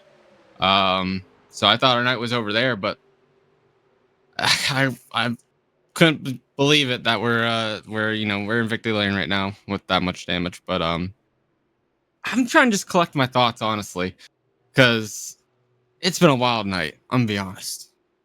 It was frustrating, just with all the yellows, everyone wrecking, sometimes. But we had that one green flag run that went out pretty good. But other than that, we're sitting in victory lane. Michael P. Frisch, congratulations. Another big win in FTF, this time at the World Center of Racing. Just want to shout out Kevin again for the awesome push there at the end, giving me a shot. And obviously everyone over at NFR. Can't thank them enough. Got some... I know I've been rambling on about it, but it's like the biggest unknown kept secret in the garage. But if you haven't known, now you know. We're going to Pocono next week and a half, whatever it is from now. We'll be racing with the big boys in the big league. And you know me, I'm not some doozy downer. I'm be out there, I'm gonna show out all these playoff guys trying to get in and out of their spots. Well, you know what? I'm gonna be that guy who throws a wrench in their plan, because I'm gonna be putting in a lot of time because I want to do good. But can't thank FTF enough and all you guys up at the booth for putting us on. I'm sure it was a long night, but I'm yapping too much. I'm out of here. Believe it or not, he's marketable, ladies and gentlemen. Michael P. Frisch. Thank you. Winner tonight here at FTF at Daytona. Let's talk to second place finisher Daniel Folkengham, who coming off turn 4, I think he thought may have had it in the bag. He's with Caleb. Yeah, and I mean, I don't know if that's exactly where you're expecting to be at the end of this race, given that your bumper fell off in the middle of turns 1 and 2 about 80-some laps ago, but looked like you had the car to beat there at the end up on that outside lane. Was just unbeatable all night long. But talk us through that final restart. Had to hold off a few guys there to come home to that second place finish in the photo finish here at the line. Yeah, I got to talk about that bumper flying off. I saw Zwack's rear bumper, his bumper flew off, and then I go to give Nate a little bump draft, and then my front bumper flies off, so I had to fix 2 minutes of damage of that, so that was fantastic. But yeah, just thankfully we were able to fight back through the field after that, and thankfully I think we were on the right strategy there at the end, because myself, Frisch, and Brian all decided to take 4 tires there. I don't know how many guys took 2. I know Zwack took 2, Nate took 2, but I think 4 tires with how this setup was, it was very, very tight. It wore out the left front a ton. But I feel like if you were going to win this race, you had to take 4 tires. And thankfully it worked out, because myself, Brian, and Frisch, we were able to just rip the bottom on that last little run we had. And then we were able to take action there, get around Zwack and them on the second to last restart. So really can't complain to get back through the field like we did, but definitely a shame I kind of threw that away coming off 4. I don't know. I could definitely get it done a couple things different, but I think with how how much draft there is in the Gen 4 car, I think I was a sitting duck either way. But yeah, definitely could have positioned myself a little bit better. But after my front bumper falling off and having to fight back 2 or 3 separate times in this race with how hard it was to get to the field, I'm not going to complain. And not going to have to worry about the Gen 4 for the next few weeks as we put it away. We'll have the 87s at Watkins Glen, the next gens at Iowa, then the 87s at Richmond again. And funnily enough, you and Frisch 1 and 2, but among full-time drivers, both of you guys have the series lead in wins this year. So it looks to be a good championship fight coming up the next few weeks out of you guys. Yeah, of course. It was Frisch, the one guy I had to lose to right there because me and him are battling really tight in the points. And I know Jake Nichols, he had a really bad night because he lost connection and he got wrecked early on in the race. So I knew this would be a big points night for us. We got a lot of good stage points. I really wish I could have won one of the stages, but we unfortunately didn't do that. But we got a lot of stage points, and of course we finished really well. We led a lot of laps.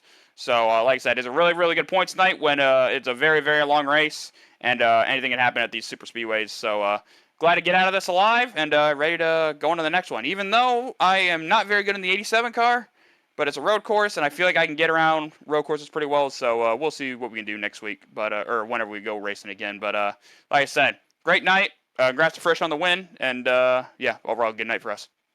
Second place finish from one of your championship contenders, Daniel Falkingham. Thanks for your time. Thanks, Caleb. Back to you, Jacob. Third place finisher tonight, Matthew Zwack, started up front, was a leader early, thought maybe was one of the dominant cars, had his back bumper fly off for no reason midway through the race, got banged and bruised in a couple of different wrecks, and still you come out of here P3. Yeah, I thought I started well and I finished well, so those are two pretty important parts of the race. But yeah, I don't know. About a million things went through my head that race, and especially on the last restart. And I mean, 2 tires was not enough. I think at the end of the day, I think no matter what move I made there at the end, I didn't have the grip to get it done. Simple as that. I thought 2 was the right call on the stop, based off how the tires were in. And if it went green, I thought it would be really hard to get back by, but it just didn't work out. I had good fun though, and I feel like I've wrecked out of every FTF race I've done in the past 2 months. So it's nice to be up there at the end of one of them. So take me through that final restart, obviously pushing Daniel Falkingham like crazy. Was your goal to just try and push him as far out as you could and then try and sneak by him there on the last lap? Yeah, I wasn't winning that race unless I got clear, obviously, but I was the only Falk, Frisch, and Brian were all on 4, and I was on 2. And I was just like, the only way I win this race is pushing Dan clear and sending a runoff. So I overthought the crap out of it, which I do a lot of times when I race. But yeah, I was pushing Dan until I get clear, and we're going to make a move from there. And the run on the bottom never really came because they got 3 wide. And I was going to I lost the race off too. I was going to make a move with Frisch, and then Frisch got clear, and I just thought if I take the bottom, Frisch is not going to go with me, and then my race is over. And in hindsight, my race was over when I took the top because I didn't have the tire to pass Dan on the bottom, so all he had to do was block it, and I didn't have the tire from there to the checkered. So yeah, in hindsight, I should have probably tried to make a move off too, and it just didn't come to fruition because I didn't have the tire to get anything done once we had headed down into 3, but it is what it is. Matthew Zwack coming home P3 tonight. Another solid run. We'll see you in a couple of weeks at Watkins Glen. Thank you. P3 finisher, Matthew Zwack. Well, it's over. We made it. Nobody got hurt.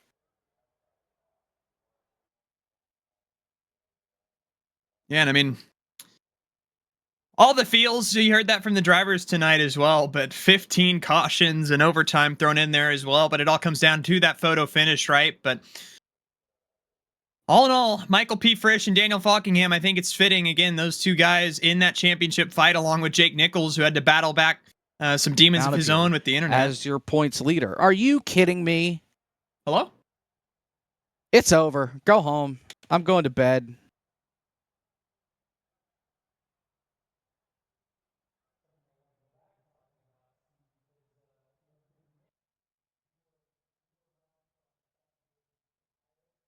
All right, I'll take we doing results or what? I just did the top 10, but apparently nobody heard it. Yeah, I didn't hear it. What's the point? What's the point? All right, yeah, you see the top 10. Frisch, Falkingham, Zwack, Kevin McAdams, Cattell, Jaden Hopp, Seth Knoll, Jake Poulin, Jake Nichols, David L. Brown. Take us through the rest. William Schmidt, Justin Malillo, Wyatt A. Gray, 13th, Chris Wetz in the 14th spot, Cosmin Ionescu, 15th, Brian Mercurio, 16th, David Cabrera in 17th, Art Reimer in 18th, Josh Chin, 19th, and Nate Stewart to round out your top 20. There you go, Jacob. Yeah, keep going. I already quit out of the sim and closed ATVO. So Ashley Kolnick's 21st, last car on the lead lap. Ryan Naraki, 1 lap down, 22nd. Brian Sabelski in the 23rd spot. Scotty Smith, 24th. AJ Green, 25th. Tyler O'Neill, 26th. Jamie Ritchie Price in the 27th position. Jonathan Cutlip, 28th. Malachi Drake, 29th. Then Ethan Harrison, 30th. Blake Reynolds in 31st. Paul Mikolajczyk, 32nd. Dylan Basin in 33rd. Ronnie Osmer, 34th. Jacob Wilkerson in the 35th spot. Michael Guerrilla in 36th. Jonathan Goke, 37th. Phil McCandless, 38th. Aaron Brown, 39th. Jason Wallet in 40th. Final 3, Cole Freilich, Brett Pancari, and Spencer Burns. that'll do it. From Daytona, we will see you in 2 weeks from Watkins Glen. We'll have a doubleheader from Twin Ring Motegi in the ModernRacingPrince.com Open Wheel Series on Friday and Saturday night next week. For Zach Johnson, our producer, Caleb Hoffman alongside me, I'm Jacob Pitts. Thanks so much for watching. Daniel Falkingham, your winner. No, God. Michael P. Frisch, your winner at Daytona. Good night.